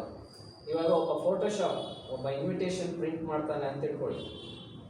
ಅವನು ಅಥವಾ ಅವಳು ಇವತ್ತು ದುಡಿಯುವ 10 ರೂಪಾಯಿನ ನಾಳೆಯಿಂದನೇ ಸರಿಯಾಗಿ ಏನ ಬಳಸಿದ್ರೆ 100 ರೂಪಾಯಿ ದುಡಿಬೋದು. ಯಾಕೆಂದರೆ ಒಂದು ಅವರ ಹತ್ರ ಅಲ್ಲಿ ಬೇಕಾದಂಥ ಎಲ್ಲ ಟೆಂಪ್ಲೇಟ್ಸಿಂದ ಹಿಡಿದು ಕಂಟೆಂಟ್ಸಿಂದ ಹಿಡಿದು ಎಲ್ಲದೂ ಇರ್ತದೆ. ಒಂದು ಇನ್ವಿಟೇಷನ್ನು ಬೇರೆ ಬೇರೆ ಥರದ ಆಹ್ವಾನ ಪತ್ರಿಕೆ ಇರ್ತದೆ. ಒಂದು ಮದುವೆ ಆಹ್ವಾನ ಪತ್ರಿಕೆ ಇರ್ಬೋದು, ಒಂದು ಉಪನಯನದ ಇರ್ಬೋದು, ಒಂದು ಹುಟ್ಟುಹಬ್ಬದ ಆ ಥರದ ಬೇರೆ ಬೇರೆ ಕಾರ್ಯಕ್ರಮ ಇರ್ತದೆ. ಅವರು ಸರಿಯಾಗಿ ಬಳಸ್ಕೊಂಡ್ರೆ ಅವರು ಮಾಡುವಂಥ ಇವತ್ತಿನ ಕೆಲಸವನ್ನು 3-4 ಪಟ್ಟು ಜಾಸ್ತಿ ಮಾಡ್ತಾರೆ. ಯಾಕೆ ಅಂದರೆ ಅವರು ಯೋಚನೆ ಮಾಡಿದ್ದನ್ನು ಬರೀ ಒಂದು 2 ಲೈನ್ನಲ್ಲಿ ಸಾರಾಂಶವನ್ನು ಆ LLMಗೆ ಕೊಟ್ಟರೆ ಅದು ಕೊಡುವಂಥ ನಿಖರವಾದ ಮಾಹಿತಿಯನ್ನು ಅವ್ರು ಮತ್ತೊಮ್ಮೆ ಪರಿಶೀಲನೆ ಮಾಡಿಕೊಂಡು ಮತ್ತೆ ಅದನ್ನು ಆರಾಮಾಗಿ ಅದನ್ನು ಬಳಸಿದರೆ ಅವರು ಇವತ್ತು 1 ರೂಪಾಯಿ ದುಡಿಯೋರು 4 ರೂಪಾಯಿ. ಎಲ್ಲ ಒಳ್ಳೆಯದಕ್ಕೆ ಬಳಸ್ತೀರಾ, ನೀವು ಫೋನನ್ನು ಒಳ್ಳೆಯದಕ್ಕೆ ಬಳಸ್ತೀರಾ ಅಂತ ನಾವು ಪ್ರಶ್ನೆ ಮಾಡ್ಕೋಬೇಕು. ಫೋನ್ ಬಂದಿದ್ದು ನಮ್ಮ ಯಾವುದಕ್ಕೆ, ಸಂಭಾಷಣೆಗೆ. ಆದರೆ ದುರದೃಷ್ಟವಾದ ಕೆಲವರು ಅದನ್ನು 1 ಗಂಟೆ 2 ಗಂಟೆ ಇಟ್ಕೊಂಡು ಆ ರೇಡಿಯೇಷನ್ನಿಂದ ಅವರಿಗೆ ಕಿವಿಗಳಿಗೆ ತೊಂದರೆ ಆಗೋದು, ಈ ಗಲ್ಲದ ಈ ಭಾಗಕ್ಕೆ ತೊಂದರೆ ಆಗೋದು, ಅದೆಲ್ಲ ಮನುಷ್ಯ ಅವನು ಮಾಡಿಕೊಂಡಂತಹ ರಾದ್ಧಾಂತಗಳು. ಆ ಸಂಶೋಧನೆ ಮಾಡಿ ಬಂದಂಥ ವಿಷಯ ಅವರನ್ನು ಆ ಥರ ಮಾಡಿದೆ. ಆದ್ದರಿಂದ ಬಳಸ್ಕೊಂಡು ಇತ್ತೀಚೆಗೆ ಒಬ್ಬ ನಮ್ಮ ಹಿಂದೂಗಳ ಪವಿತ್ರ ದೇವಸ್ಥಾನದ ಬಗ್ಗೆ ಅಪೋಲ ಕಪೋಲ ಕಲ್ಪಿತ ಕಥೆಗಳನ್ನೆಲ್ಲ ಮಾಡಿ ಅದನ್ನು ಇದಕ್ಕೆ ಸಾಮಾಜಿಕವಾಗಿ ಅದನ್ನು ವಿಸ್ತಾರ ಮಾಡಿ ಕೆನಡಾದಲ್ಲಿ ಕೂತ್ಕೊಂಡವರು ಅದ್ರ ಬಗ್ಗೆ ಮಾತಾಡುತ್ತಾರೆ ಎಲ್ಲ ಮಾಡಿದ್ರು. ಎಐಯನ್ನು ಋಣಾತ್ಮಕವಾಗಿಯೂ ಬಳಸ್ಬೋದು, ಆದರೆ ಮನುಷ್ಯ ಯಾವಾಗಲೂ ಧನಾತ್ಮಕವಾಗಿ ಚಿಂತನೆ ಮಾಡಿದರೆ ಅದು ಅವನಿಗೆ ಅಥವಾ ಅವಳಿಗೆ ಅದರದ್ದು ಉಪಯೋಗ. ಋಣಾತ್ಮಕವಾಗಿ ಮಾಡಿದರೆ ತುಂಬ ಕೆಟ್ಟದನ್ನು ಮಾಡ್ಬೋದು, ತುಂಬ ಕೆಟ್ಟದ್ದು. ಅದು ಇಷ್ಟು ದೊಡ್ಡದಿದೆ. ಅದರಲ್ಲಿ ನೀವು ಬೇಕಾದರೆ ಇವಾಗ ತುಂಬ ಜನ ಈ ಮಾರ್ಕೆಟಿಂಗು, ಸೇಲ್ಸು ಇವರೆಲ್ಲ ಟ್ರಾವೆಲ್ ಮಾಡ್ತಾ ಇರ್ತಾರೆ. ಅವರು ಪ್ರಯಾಣ ಮಾಡಿದಾಗ ಸಂಸ್ಥೆ ಏನು ಹೇಳ್ತಾರೆ, ನೀನು ಏನೇ ಖರ್ಚು ಮಾಡು, ಆ ಖರ್ಚು ಮಾಡಿದ್ದಕ್ಕೆಲ್ಲ ಒಂದು ರಸೀತಿ ತಗೊಂಬ ಅಂತ ಹೇಳಿರ್ತದೆ. ಯಾವ ಮಟ್ಟಕ್ಕೆ ನೀವು ರಸೀದಿಯನ್ನು ತಯಾರು ಮಾಡ್ಬೋದು ಎಐ ಅಂದರೆ, ನೀವು ವಿಮಾನದಲ್ಲಿ ಹೋಗಿಲ್ಲ ಆದ್ರೂ ಒಂದು ಬೋರ್ಡಿಂಗ್ ಪಾಸ್ ಎಲ್ಲ ಚಂದ ಮಾಡಿ ನಿಮ್ಮ ಹೆಸರಿಗೆ ನೀರಿಂದ ಅರ್ಥ ಆಯ್ತಲ್ವ? ಋಣಾತ್ಮಕ ಚಿಂತನೆ ಇದ್ದಾಗ ಮನುಷ್ಯ ಕೆಟ್ಟದಕ್ಕೆ ಬಳಸ್ತಾನೆ. ಧನಾತ್ಮಕ ಚಿಂತನೆ ಇದ್ದರೆ ಅವನು ಬಹಳ ಧರ್ಮದ ನ್ಯಾಯದ ಮಾರ್ಗದಲ್ಲಿ ಹೋಗಿ ಸಂಪಾದನೆ ಜಾಸ್ತಿ ಮಾಡ್ತಾನೆ. ಭಯೋತ್ಪಾದಕರು ಅವರಿಗೆ ಇನ್ನೊಂದು ಸಹ ಬಹಳ ದೊಡ್ಡ ಔಷಧ. ಅವರು ಇದನ್ನು ಬಳಸ್ಕೊಂಡು ಏನು ಬೇಕಾದ್ರೆ ಮಾಡ್ತಾರೆ. ಅವರು ಈ ಜಿಯೋ ಲೊಕೇಶನ್ ಬೇಸ್ಡ್ ಕಂಟೆಂಟ್ಗಳನ್ನು ತಯಾರಿ ಮಾಡಿಕೊಂಡು ಅದನ್ನು ಸಂವಹನದ ಮೂಲಕ ವಿಸ್ತಾರ ಮಾಡುವಂಥದ್ದು, ಅಥವಾ ಕೃತಕ AI ವಿಡಿಯೋಗಳನ್ನು, ನಾವು ಅದಕ್ಕೆ ಜನರೇಟಿವ್ AIs ಅಂತ ಕರೀತಾರೆ.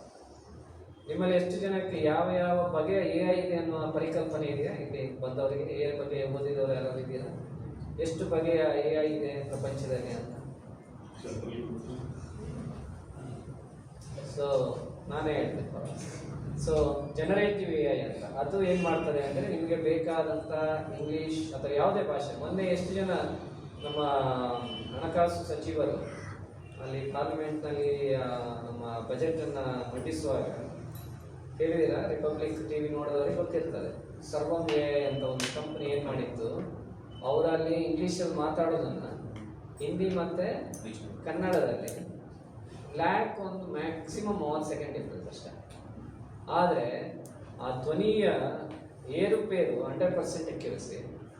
ಆ ಧ್ವನಿಯ ಮಾರ್ಮಿಕವಾಗಿ ಅದನ್ನು ಜೋಡಿಸಿದ್ದು 100%. ಅಂದರೆ ಅವರದ್ದೇ ವಾಯ್ಸ್, ಎಕ್ಸಾಕ್ಟ್ಲಿ ಆ ವಾಯ್ಸ್ ಫ್ರೇಮಲ್ಲೇ ಅದನ್ನು ತಂದಿದ್ದಾರೆ. ಸೊ ಅದರಿಂದ ಏನಾಯ್ತು, ಇವತ್ತು ಬಜೆಟ್ ಅಂದರೆ ಏನು ಅಂತ ಗೊತ್ತಿಲ್ಲದಂಥ ನಮ್ಮ ಹಳ್ಳಿಯಲ್ಲಿರುವಂಥ ಮಹಿಳೆಯರಿಗೆ ಅದನ್ನು ಕನ್ನಡದಲ್ಲಿ ಕೇಳಿದಾಗ ಅವ್ರಿಗೆ ಕೆಲವು ವಿಷಯಗಳು ಗೊತ್ತಾದಾಗ ಅವ್ರು ಬರ್ಕೊಳ್ತಾರೆ, ಓ ಈ ಥರ ಎಲ್ಲ ಆಗಿದೆ, ನಾನು ನ್ಯಾಯಬೆಲೆ ಅಂಗಡಿಗೆ ಹೋಗಿ ಕೇಳಬೇಕು, ಈ ಸ್ಕೀಮ್ ಬಂದಿದೆ ನಮಗೆ ಕೊಡಿ ಇದನ್ನು ಅಂತ ಕೇಳ್ಬೋದು. ಅದರಿಂದ ಏನಾಯಿತು, ನಾರ್ಮಲ್ ಸಿಟಿಸನ್ನಿಗೆ ಸಹ ಕೃತಕ ಬುದ್ಧಿಮತ್ತೆಯಿಂದ ಅವರಿಗೆ ಪ್ರಯೋಜನಗಳು. ಸೊ ನನಗಿದು AI ಬೇಡ, ನಾನು ಇನ್ನೂ ಗೂಗಲ್ ಸರ್ಚಲ್ಲೇ ಇರ್ತೀನಿ ಅಂದರೆ ನೀವೆಲ್ಲ ಹಿಂದೆ ಹೋಗ್ಬಿಡ್ತೀವಿ. ಮುಂದೆ ಕೂತವರೆಲ್ಲ ನಿಮಗಿಂತ ಹಿಂದೆ ಇದ್ದವರೆಲ್ಲ ಮುಂದೆ ಕೂತಿರ್ತಾರೆ. ಅದರಿಂದ ಮನುಷ್ಯ ತಂತ್ರಜ್ಞಾನವನ್ನು ಯಾರ್ಯಾರು ಬಳಸ್ತಾ ಇದ್ದಾರೆ, ನಿಮ್ಮ ಇದರಲ್ಲಿ ಜನರೇಟಿವ್ AIs ಎಲ್ಲರೂ ಬಳಸ್ತಾರೆ. ಅದರಿಂದ ನೀವು ಕಂಟೆಂಟ್ ಮಾಡ್ಬೋದು, ವಿಡಿಯೋ ಮಾಡ್ಬೋದು, ಆಡಿಯೋ ಕ್ಲಿಪ್ಪಿಂಗ್ಸ್ ಕ್ರಿಯೇಟ್ ಮಾಡ್ಬೋದು. ಆಯ್ತಾ? ಏಜೆಂಟಿಕ್ AI ಅಂತ ಅಂದರೆ ಏನಂದರೆ, ಇವಾಗ ನೀವು ಎಷ್ಟೋ ಜನಗಳು ನಿಮ್ಮ ಪ್ರಾಂಶುಪಾಲರು, ಸ್ಕೂಲಿಗೆ ತಗೊಳ್ಳೋಣ, ಸ್ಕೂಲಲ್ಲಿ ಕೂತಿರೋದ್ರಿಂದ ಇದನ್ನು ತಗೊಳ್ತಾರೆ. ಪ್ರಾಂಶುಪಾಲರ ಹತ್ರ ಕೆಲವು ವರ್ಕ್ ಫ್ಲೋ ಇರ್ತದೆ. ಅಂದರೆ ಕೆಳಮಟ್ಟದ ಅಧಿಕಾರಿಗಳು, ಅಧ್ಯಾಪಕಿಯರು ಒಂದೊಂದು ಪ್ರಶ್ನೆ ಪತ್ರಿಕೆಯನ್ನು ರೂಪುರೇಷೆ ಎಲ್ಲ ಮಾಡಿ ಅದನ್ನು ಕೊಟ್ಟು ಇನ್ನೊಬ್ಬರು ಅಪ್ರೂವ್ ಮಾಡ್ತಾರೆ, ಮತ್ತು ಫೈನಲಿ ಅದು ಪ್ರಾಂಶುಪಾಲರ ಹತ್ರ ಹೋಗುತ್ತೆ, ಆಮೇಲೆ ಚೀಫ್ ಎಜುಕೇಷನ್ ಆಫೀಸರ್. ಇದನ್ನೆಲ್ಲ ನಾವು ಇದಕ್ಕೆ ಇವಾಗ 1 ತಿಂಗಳು 1.5 ತಿಂಗಳು ತಗೊಳ್ಳುವಂಥ ಕೆಲಸವನ್ನು ಇನ್ನು ಮುಂದೆ ನಾನು 2 ದಿನದಲ್ಲಿ ಮಾಡ್ತೀನಿ. 2 ದಿನದಲ್ಲಿ ಮಾಡಿದರೆ 28 ದಿನ ಉಳಿತದ ಅವರಿಗೆ ಆ ಕೆಲಸ. ಅವ್ರು ಬೇರೆ ಕೆಲಸ ಮಾಡ್ಬೋದಾ? ಇಲ್ಲಾಂದ್ರೆ ನಾನು ಪ್ರಶ್ನೆ ಪತ್ರಿಕೆ ಮಾಡ್ತಾ ಇದ್ದೀನಿ ಅಂತ ಹೇಳಿ ಯಾವುದೇ ಕೆಲಸ ಮುಂದೆ ಹೋಗ್ತಾ ಇದೆ. ಸೊ ಕೆಲವು ಈ ವರ್ಕ್ ಫ್ಲೋ ಅಂತ ಏನು ಕರಿತೀವಿ ಆಯಾಮಗಳನ್ನು, ಅದನ್ನು ನಾನು ಏಜೆಂಟಿಕ್ AI ಅಲ್ಲಿ ಇನ್ನೊಂದಿದೆ. ನಮ್ಮಲ್ಲಿ ಜ್ಯೋತಿಷ್ಯರು ಕೇಳೋರು ತುಂಬ ಜನ ಇರ್ತಾರೆ ಅಲ್ವಾ? ಜ್ಯೋತಿಷ್ಯ is nothing but what is that? It's a predict. ಅವರಿಗೆ ಒಂದು ಹಿಸ್ಟಾರಿಕಲ್ ಡೇಟಾ ಇರ್ತದೆ. ಏನು ನಮ್ಮ ಪ್ರಾಚೀನರು ಏನು ಮಾಡಿದ್ರು, ಈ ಜ್ಯೋತಿಷ್ಯ ಅನ್ನುವಂಥ ಶಾಸ್ತ್ರದಲ್ಲಿ ಏನು ಮಾಡಿದ್ರು ಅಂದರೆ, ಯಾವ ನಕ್ಷತ್ರ ರಾಶಿ ಒಂದು ಪ್ಯಾರಾಮೀಟರ್ಸ್ ತಗೊಂಡು, ಆ ಪ್ಯಾರಾಮೀಟರ್ಸ್ ತಗೊಂಡು ಅದನ್ನು ಕ್ರೋಢೀಕರಣ ಮಾಡಿ ಅದರಿಂದ ಎಕ್ಸ್ಟ್ರಾಕ್ಟ್ ಮಾಡಿದ್ರು. ಓಕೆ, ಈ ಒಂದು ನಕ್ಷತ್ರ ರಾಶಿ ಇದಕ್ಕೆ ಈ ಆಯಾಮಗಳು ಈ ಮಾಸದಲ್ಲಿ ಆಗ್ತದೆ ಅನ್ನೋದನ್ನು ಒಂದು ಸಾರಾಂಶ ತಗೊಂಡ್ರು. ಅದನ್ನೇ ಆರ್ಟಿಫಿಷಿಯಲ್ ಇಂಟೆಲಿಜೆನ್ಸ್ ಮಾಡಿದ್ರು. ಅದನ್ನೇ ಮೆಷಿನ್ ಲರ್ನಿಂಗ್ ಅಂತ ಹೇಳಿ.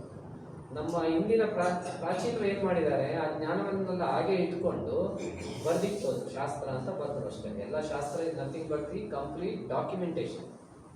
ಅರ್ಥ ಆಯ್ತಲ್ಲ? ಇವಾಗ ಈ ಪಾಕಶಾಸ್ತ್ರ ಎಷ್ಟು ಜನಕ್ಕೆ ಅಡಿಗೆಯಲ್ಲಿ ಪ್ರಾವೀಣ್ಯ ಇರ್ತದೆ? ಅದನ್ನೆಲ್ಲ ಹಿಂದೆ ಏನ್ ಮಾಡ್ತಾ ಇದ್ರು ಅವರು, ತಾಯಿ ಮಗಳಿಗೆ ಇಲ್ಲ ತಂದೆ ಅಡಿಗೆಯಲ್ಲಿ ನುರಿತರಾಗಿದ್ರೆ ಮಕ್ಕಳಿಗೆ ಎಲ್ಲರಿಗೂ ಹೇಳ್ಕೊಂಡ್ಕೊಂಡು ಬರ್ತಾ ಇದ್ವಲ್ಲ, ಅದನ್ನೇ ನಾವು ಇವತ್ತು ಏನ್ ಮಾಡ್ತಾ ಇದ್ವಿ, ಮೆಷಿನ್ ಲರ್ನಿಂಗ್ ಅಂತ. ಹಳೆಯ ಪ್ರೂವನ್ ಇನ್ಫಾರ್ಮೇಶನ್ ಡೇಟಾ ಅದನ್ನ ಇಟ್ಕೊಂಡು ನಾವು ಇದಕ್ಕೆ ಹೇಳ್ತೀವಿ, ಮೆಷಿನ್ಗೆ ಹೇಳ್ಬಿಡ್ತೀವಿ. ಏನು, ಓಕೆ ನೀನು ಒಂದು ಲಾಸ್ಟ್ 5 ವರ್ಷದ್ದು ಸಾರಾಂಶ ತಗೊಂಡು, ಇವಾಗ ಯಾರೋ ಒಬ್ರು ರೋಗಿ ಇರ್ತಾರೆ, ಅವರಿಗೆ 10 ವರ್ಷದ್ದು ಅಲರ್ಜಿ ಕೊಟ್ಟು ಡಾಕ್ಟ್ರಿಗೆ 10 ವರ್ಷದ ನೆನ್ಪಿಟ್ಕೊಳಕ್ಕಾಗಲ್ಲ. ಅದಕ್ಕೆ ಏನು ಮಾಡಿದ್ರು, ಮೆಷಿನ್ ಲರ್ನಿಂಗ್ ಅಂತ ಒಂದು ಕಾನ್ಸೆಪ್ಟ್ ತಂದು 10 ವರ್ಷದ ಡೇಟಾ ಇಟ್ಕೊಂಡು ಡಾಕ್ಟ್ರು ಅರ್ಧ ಗಂಟೆ ನೋಡೋ ಪೇಷಂಟನ್ನು 5 ನಿಮಿಷ ನೋಡಿ ಕಳಿಸ್ಬಿಡ್ತಾರೆ. ಯಾಕೆ? ಅವರಿಗೆ ಅಲ್ಲಿ ಆ ಸಾರಾಂಶ ಆಲ್ರೆಡಿ ಇದೆ.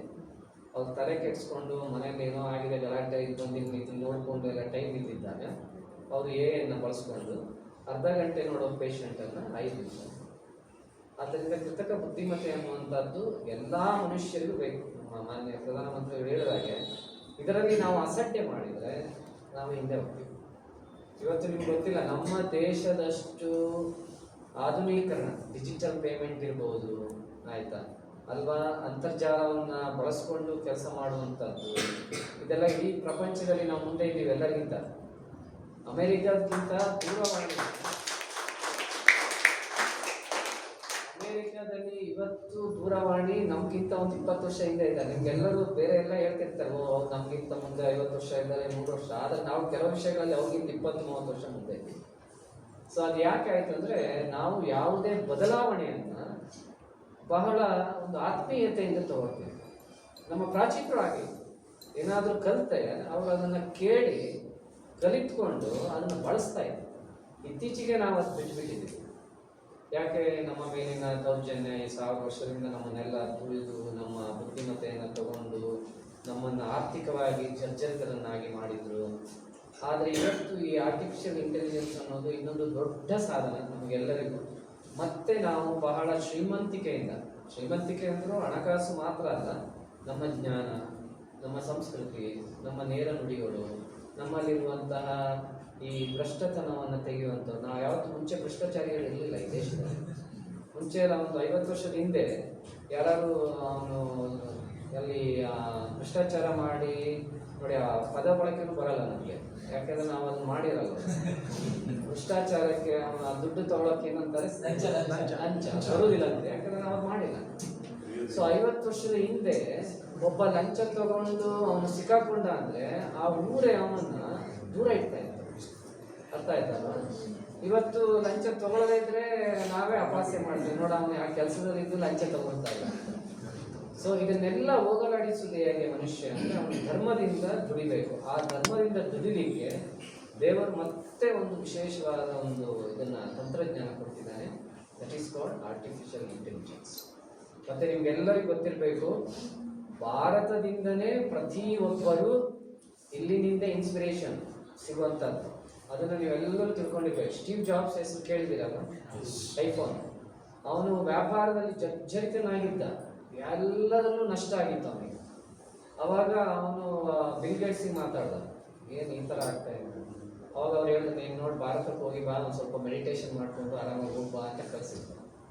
ಅವನು ಅದನ್ನೆಲ್ಲ ಬಿಟ್ಟು ಒಂದೇ ರಾತ್ರಿ ಫ್ಲೈಟಲ್ಲಿ ಬಂದು ಹರಿದ್ವಾರಕ್ಕೆ ಬಂದು ಅಲ್ಲಿ ಒಬ್ಬ ಸ್ವಾಮಿಗಳ ಜೊತೆ ಎಲ್ಲ ಆಗಿದೆ.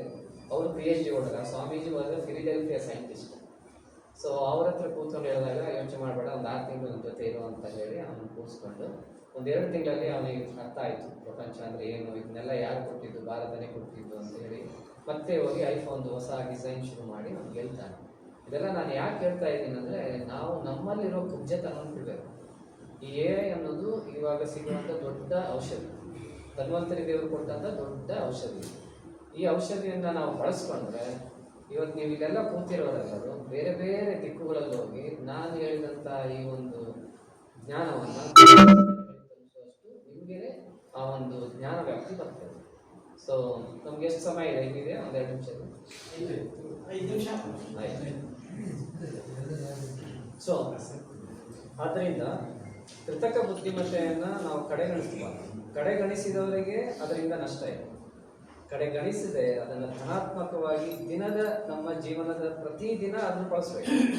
ಅದಕ್ಕೆ ಮೈಕ್ರೋಸಾಫ್ಟ್ನವ್ರು ಏನಂತ ಹೆಸರು ಕೊಟ್ಟರು, ಬೇರೆಯವರೆಲ್ಲ ಏನೇನೋ ಕೊಟ್ಟರು. ಏನಂತ ಕೊಟ್ಟರು, ಇವರು ಜೆಮಿನೈ ಅಂದರು, ಓಪನ್ ಎ ಅವರು ಚಾಟ್ GPT ಅಂದರು. ಆದರೆ ಮೈಕ್ರೋಸಾಫ್ಟ್ನ ಬುದ್ಧಿವಂತ, ಯಾಕಂದ್ರೆ ಅವನು ಭಾರತೀಯ. ಅಲ್ಲಿರೋ ಯಾರು ಇವಾಗ ಸತ್ಯ ನಡೆಯಲ್ಲ, ಅವ್ರೇನು ಕೊಟ್ಟರು ಅದಕ್ಕೆ ಹೆಸರು? It cannot replace the main pilot or captain. Captain ಯಾರು? ಹ್ಯೂಮನ್, ಮನುಷ್ಯನ. ಆದರೆ ಅದಕ್ಕೊಂದು ಪೈಲಟ್ ಅಂತ ಹೆಸರು. ಸೊ ಅವರು ಅಲ್ಲಿ ಅಷ್ಟು ಬುದ್ಧಿವಂತಿಕೆಯಿಂದ ಅದಕ್ಕೆ ಹೆಸರು ಕೊಟ್ಟರು ಅಲ್ವಾ. ಒಂದು ಕಾಲದಲ್ಲಿ ಮೈಕ್ರೋಸಾಫ್ಟ್ ಅನ್ನುವಂಥ ಸಂಸ್ಥೆ ಇನ್ನೇನು ಮುಳುಗೋಯ್ತು ಅನ್ನುವಂಥ ಒಂದು ಇದರಲ್ಲಿ ಇದ್ರು. ಅದನ್ನ ಮೇಲೆ ತಂದಿದ್ದು ಯಾರು? ಮತ್ತೆ ಭಾರತದವನೇ. ನಿನ್ನೆ ಯಾರೋ ಮಾತಾಡ್ತಾ ಇದ್ರು, ಫ್ರಾನ್ಸಿನ ಅಧ್ಯಕ್ಷರು ಮಾತನಾಡುವಾಗ, ಅವ್ರು ಯಾವ ಸಂಸ್ಥೆಯದು ಯಾರ್ಯಾರು ಮುಖ್ಯ ನಿರ್ವಹಣಾ ಅಧಿಕಾರಿಗಳು ಅಂತ ಹೇಳಿದ್ರಲ್ಲ, ಒಂದು ದೊಡ್ಡ ಲಿಸ್ಟ್ ಹೇಳ್ಕೊಂಡು ಬಂದ್ರಲ್ಲ, IBM, NVIDIA, Adobe, Google, Microsoft, ಇದೆಲ್ಲ ಹೇಗೆ ಆಯಿತು ಅಂದರೆ ಆ ಓದಿದಂತಹ ಜ್ಞಾನವಂತರು ನಮ್ಮ ದೇಶದ ಫೌಂಡೇಶನ್. ನಾವು ಮಕ್ಕಳಿಗೆ ಯಾವಾಗಲೂ ಹೇಳ್ಬೇಕು, ನಿಮ್ಮ ಕೃತಕ ಬುದ್ಧಿಮತ್ತೆಯಿಂದನೂ ನಮ್ಮ ಫೌಂಡೇಶನ್ ಗಟ್ಟಿ ಮಾಡ್ಬೋದು. ಹೇಗೆ? ಇವಾಗ ನಿಮ್ಮ ಕಾಲದಲ್ಲಿ ಯಾವುದೋ ಒಂದು ಆಟ ಆಡ್ತಾ ಇದ್ದೀರ ತಿಳ್ಕೊಳ್ಳಿ. ಆ ಆಟವನ್ನು ಇವತ್ತು ಮಕ್ಕಳಿಗೆ ಕಲಿಸ್ಲಿಕ್ಕೆ ಎಷ್ಟು ಜನಕ್ಕೆ ಖೋ ಕಲಿಸ್ಲಿಕ್ಕೆ ಬರುತ್ತೆ? ಎಷ್ಟು ಜನ ಗೊತ್ತಿದೆ? ಖೋದಲ್ಲಿ ಹೀಗೆ ನೇರವಾಗಿ ಹೋಗಿ ಆಮೇಲೆ ನೀವು ಲೆಫ್ಟ್ ಅಥವಾ ರೈಟ್ ತಗೋಬೇಕು. ಸ್ಟ್ರೈಟ್ ಹೋಗದೆ ಹಿಂಗೆ ಹೋದರೆ ಬಿಸಿಲು ಹೊಡಿತಾರೆ. ಅರ್ಥ ಆಯ್ತಲ್ವಾ? ಇದು ಎಷ್ಟು ಜನಕ್ಕೆ ಗೊತ್ತಿದೆ? ಈ ಸೂತ್ರಗಳೆಲ್ಲ ಗೊತ್ತಿಲ್ಲ. ಆದರೆ ಕೊಡ್ತದೆ ನಿಮಗೆ, ಕೇಳಿ. ಭಾರತದ ಖೋ ಪಂದ್ಯವನ್ನು ನಾನು ಹೇಗೆ ರೆಫ್ರಿಯಾಗಿ ನಿರ್ವಹಣೆ ಮಾಡ್ಬೋದು ಅಂತ ಹೇಳಿದ್ರೆ ಅದು ಹಿಂಗೆ ಕೊಡ್ತಾರೆ. ಇನ್ನೊಬ್ರು ಯಾರೋ ಇರ್ತಾರೆ, ಅವರಿಗೆ ಕ್ರಿಕೆಟ್ನಲ್ಲಿ ಭಾಳ ಆಸಕ್ತಿ ಇದೆ, ಇಲ್ಲ ಫುಟ್ಬಾಲ್ನಲ್ಲಿ ಆಸಕ್ತಿ ಇದೆ. ನಿಮ್ಗೆ ಯಾವತ್ತೂ ಒಂದು ಕನಸಿತ್ತು ಅಂತ ತಿಳ್ಕೊಳ್ಳಿ, ನಾನು ಒಂದು ದಿನ ಈ ತಂಡಕ್ಕೆ ಅಥವಾ ಈ ಆಟಕ್ಕೆ ಒಬ್ಬ ನಿರ್ವಹಣಾಧಿಕಾರಿ ಅಥವಾ ರೆಫ್ರಿ ಆಗಿ ಹೋಗ್ಬೇಕು ಅಂತ. ಇವಾಗ ಸಾಧ್ಯ ಇದೆ. AI ಇಂದ ನೀವು ಮನೆಯಲ್ಲೇ ಕೂತ್ಕೊಂಡು ಪರೀಕ್ಷೆ ತಗೊಂಡ್ರೆ, ನೀವು ಅರ್ಜಿ ಹಾಕಿದರೆ ನಿಮ್ಮನ್ನು ಕೇಸಿಗೆ ಕರೀತದೆ, ಬನ್ನಿ ಒಳ್ಳೆಯದೆ ಜ್ಞಾನ ಅಂತ. ಸೊ AI ಅನ್ನೋದು ಮನುಷ್ಯನಿಗೆ ಒಂದು ದೊಡ್ಡ ಯಾವ ಥರದ್ದು ಒಂದು ಮದ್ದು ಅಂದರೆ, ಯಾವನು ಇನ್ಮೇಲೆ ನನಗೆ ಏನು ಕೆಲಸ ಇಲ್ಲ, ನನಗೇನು ಟೈಮ್ ಪಾಸ್ ಮಾಡಲಿಕ್ಕೆ ಆಗೋದಿಲ್ಲ ಅಂತ ಹೇಳಿದವನು ಅವನು ಸುಳ್ಳು ಹೇಳ್ತಾ ಇದ್ದಾನೆ ಅಂತ ಅಷ್ಟು ಕೆಲಸ. ಆದ್ದರಿಂದ ನಮ್ಮೆಲ್ಲರ ಒಂದು ಆದ್ಯ ಕರ್ತವ್ಯ ಏನಂದರೆ, ಮಾನ್ಯ ಪ್ರಧಾನಮಂತ್ರಿಗಳು ಹೇಳಿದಾಗ ಇದು ಮಾನವ, ಅಲ್ಲಿ ನಿಮಗೆ ಎಥಿಕ್ಸ್ ಇರಬೇಕು. ಮನುಷ್ಯ ಯಾವುದೇ ಒಂದು ಕೆಲಸ ಮಾಡುವಾಗ, ನಮ್ಮ ಪ್ರಾಚೀನರು ಇವಾಗ ಎಷ್ಟು ಜನಕ್ಕೆ ಚರಕ ಸುಶ್ರುತ ಗೊತ್ತಲ್ವ ನಿಮಗೆಲ್ಲ, ಅವರೆಲ್ಲ ದೊಡ್ಡ ದೊಡ್ಡ ಶಸ್ತ್ರಚಿಕಿತ್ಸೆ ಮಾಡಿದವರು. ಆದರೆ ಆ ಶಸ್ತ್ರಚಿಕಿತ್ಸೆ ಮಾಡಿದ ಡಾಕ್ಯುಮೆಂಟೇಶನ್ನ ಅವಾಗ ಈ ಮುಸಲ್ಮಾನರು ಬಂದು ಆ ಕನಿಷ್ಕ ಯೂನಿವರ್ಸಿಟಿನೆಲ್ಲ ಧ್ವಂಸ ಮಾಡಿ ಬೆಂಕಿ ಹಚ್ಚಿ ನಮ್ಗೆ ಅದು ಸಿಕ್ಕಿಲ್ಲ. 64 ಉಪಕರಣಗಳನ್ನು ನಾವೇ ಸಂಶೋಧನೆ ಮಾಡಿ ಇಟ್ಕೊಂಡಿದ್ವಿ. ಈಗ ನಮ್ಮ ಹತ್ರ ಬರೀ 3-4 ಆಯಾಮಗಳು ಸಿಕ್ಕಿದೆ ಅಷ್ಟೇ. ಇನ್ನೂ 60 ನಮಗೆ ನಾವು ಮತ್ತೆ ರೀಇನ್ವೆಂಟ್ ಮಾಡಬೇಕು. ಸೊ ಆದ್ದರಿಂದ ನಾವು ಒಳ್ಳೆಯದಕ್ಕೆ ಬಳಸಬೇಕು. ಯಾವುದೇ ಸಂಶೋಧನೆ, ಯಾವುದೇ ಒಂದು ಟೆಕ್ನಾಲಜಿಯನ್ನು ಧನಾತ್ಮಕವಾಗಿ ಬಳಸಿದರೆ ಮನುಷ್ಯನಿಗೆ ಅದರಿಂದ ತುಂಬ ಉಪಯೋಗ ಇದೆ. ಆದ್ದರಿಂದ ಇವತ್ತಿನಿಂದ ನೀವು ನೆಕ್ಸ್ಟ್ ಮನೆಗೆ ಹೋದಾಗ ನಿಮಗೆ ನಾಳೆ ಬೆಳಿಗ್ಗೆ ಯಾವುದೇ ಒಂದು ಕಷ್ಟವಾದ ಕೆಲಸ ಇದೆ, ಅದು 1 ಗಂಟೆ ತಗೊಳುತ್ತೆ, ಕ್ಯಾನ್ AI ಹೆಲ್ಪ್ ಮೀ ಅಂದರೆ ಅದು ಮಾಡ್ತದೆ. ನಾಳೆ ಹೋಗಿ ನಿಮ್ಮ ಔದ್ಯೋಗಿಕ ನಿಮ್ಮ ಒಂದು ಪ್ರೊಫೆಷನಲ್ ಕೆಲಸದಲ್ಲಿ ನಾಳೆ ಬೆಳಿಗ್ಗೆ ಪ್ಲ್ಯಾನ್ ಮಾಡಿ, ಆಯಿತಾ? ಪೂರ್ವ ತಯಾರಿ ಮಾಡಿಕೊಂಡು, ಇವಾಗ ಹೆಣ್ಮಕ್ಳು ಅಥವಾ ಗಂಡಸರು ಯಾರು ಪಾಕಶಾಸ್ತ್ರದಲ್ಲಿದ್ದರೆ ಇವತ್ತು ರಾತ್ರಿ ಯೋಚನೆ ಮಾಡಿ, ನಾಳೆ ಒಂದು ಬ್ಯೂಟಿಫುಲ್ ರೆಸಿಪಿಯನ್ನು ನಾನು ಮಾಡ್ತೀನಿ ಅಂತ. AI ತಗೊಳ್ಳಿ, ಅದರಲ್ಲಿ ಪ್ರಾಂಪ್ಟ್ ಮಾಡಿ, ನಮ್ಮ ಅಮ್ಮ ಹೇಳ್ತಾ ಇದ್ರು ಈ ಥರ ಎಲ್ಲ ಮಾಡ್ಬೋದು ಅಂತ, ಹಾಗೆ ಕೊಡಿ. My mother use to tell, ಹಾಗೇ ಕೊಡಿ, ಬೇರೆ ಏನು ಚೇಂಜ್ ಮಾಡಬೇಡಿ, ಹಾಗೇ ಕೊಡಿ. ಅದು ನಿಮಗೆ ಸಂಪೂರ್ಣ ಮಾಹಿತಿ ಕೊಡ್ತದೆ. ಎಷ್ಟು ಸಮಯ ಬೇಕಾಗ್ತದೆ, ಎಷ್ಟು ಜನರಿಗೆ ಎಷ್ಟು ಪ್ರಮಾಣದಲ್ಲಿ ಇರಬೇಕು ಅನ್ನೋದು ಹೇಳ್ತದೆ. 100 ಜನಕ್ಕೆ ಎಷ್ಟು ಇಡ್ಲಿ ಮಾಡಬೇಕಂದ್ರೆ ಅದು ಒಂದು ಎವರೇಜಲ್ಲಿ ಹೇಳ್ತದೆ. ಒಬ್ಬ ಮನುಷ್ಯ ಇವತ್ತಿನ ಕಾಲದಲ್ಲಿ 8 ಇಡ್ಲಿ ತಿಂತಾನೆ, ಅದರಿಂದ ಅಷ್ಟು ಅದಕ್ಕೆ ಜ್ಞಾನ ವ್ಯಾಪ್ತಿ ಅರ್ಥ ಆಯ್ತಲ್ಲ. ನಿಮ್ಗೆ ಗೊತ್ತಿರಲ್ಲ, ಇವಾಗ ಎಷ್ಟೋ ಜನಕ್ಕೆ ಸಿಟಿ ನನ್ನ ಹತ್ರ ತುಂಬ ಜನ ಕೇಳಿದ್ರು. ಹಳೆ ಅಡುಗೆಯವ್ರಿಗೆ ಹೇಳ್ತಾರೆ, ಅವ್ರೇನು ಹೇಳ್ತಾರೆ, 1 kg ಅಕ್ಕಿಯಲ್ಲಿ I can have rice for 7 meals create ಮಾಡ್ಬೋದು ಅಂತ. ಇವತ್ತೇನ ಇವ್ರಿಗೆ ಕೇಳಿ, ಅಡುಗೆಯವ್ರಿಗೆ ಯಾರಿಗೆ ಗೊತ್ತಿರೋದಿಲ್ಲ. ಆದರೆ ಆ ಜ್ಞಾನ ಅಲ್ಲಿದೆ, AI ಇದೆ. ಅದನ್ನ ಯಾರೋ ಫೀಡ್ ಮಾಡಿದ್ದಾರೆ, ಆಲ್ರೆಡಿ ಫೀಡ್ ಮಾಡಿದ್ದಾರೆ ಭಾರತದವರು, ಆ ಡೇಟಾ ಇದೆ. ಅರ್ಥ ಆಯ್ತಲ್ವ? ಸೊ ನಮಗೆ ಯಾವುದೇ ಕಷ್ಟದ ಕೆಲಸಗಳು ನಾಳೆ 1 ಗಂಟೆ ಆಗುವ ಕೆಲಸವನ್ನು ನೀವು 10 ನಿಮಿಷ ಮಾಡಿದರೆ ಇವತ್ತು ಬಂದು ಕೂತಿದ್ದಕ್ಕೆ ಸಾಕಾಗ ಅಂತ ಹೇಳಿ ನನ್ನ ಈ ಚಿಕ್ಕ ಮಾಹಿತಿಯನ್ನು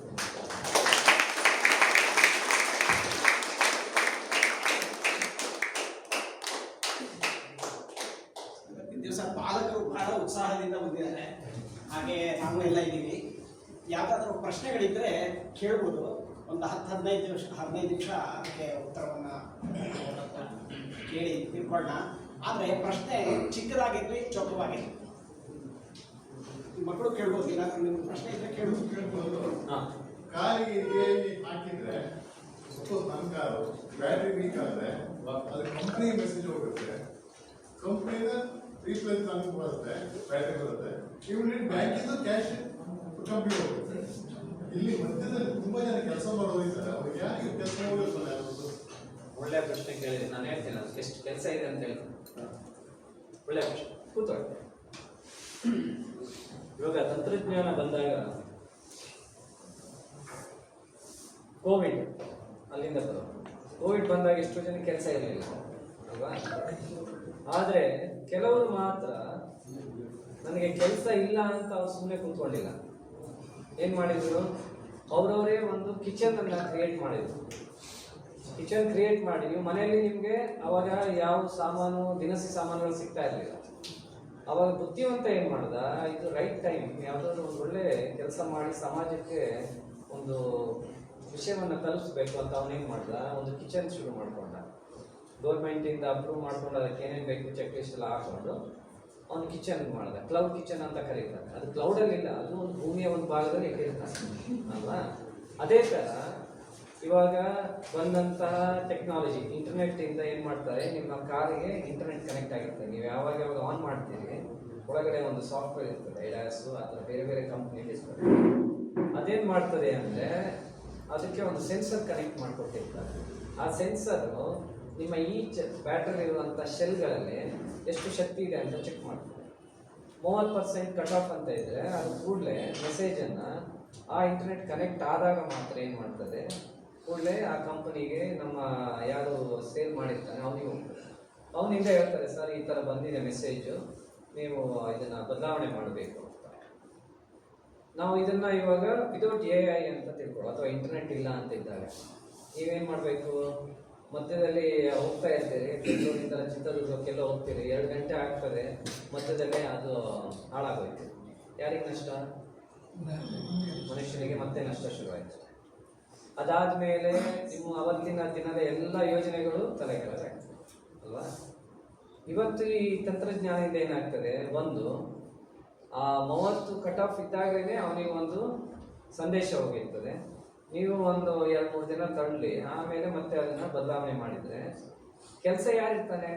ತರುವವನು ಅವನೇ ಕೊಡಬೇಕು. ಮ್ಯಾನುಫ್ಯಾಕ್ಚರಿಂಗ್ ಯಾರು ಮಾಡಬೇಕು? ಅವನೇ ಮಾಡಬೇಕು.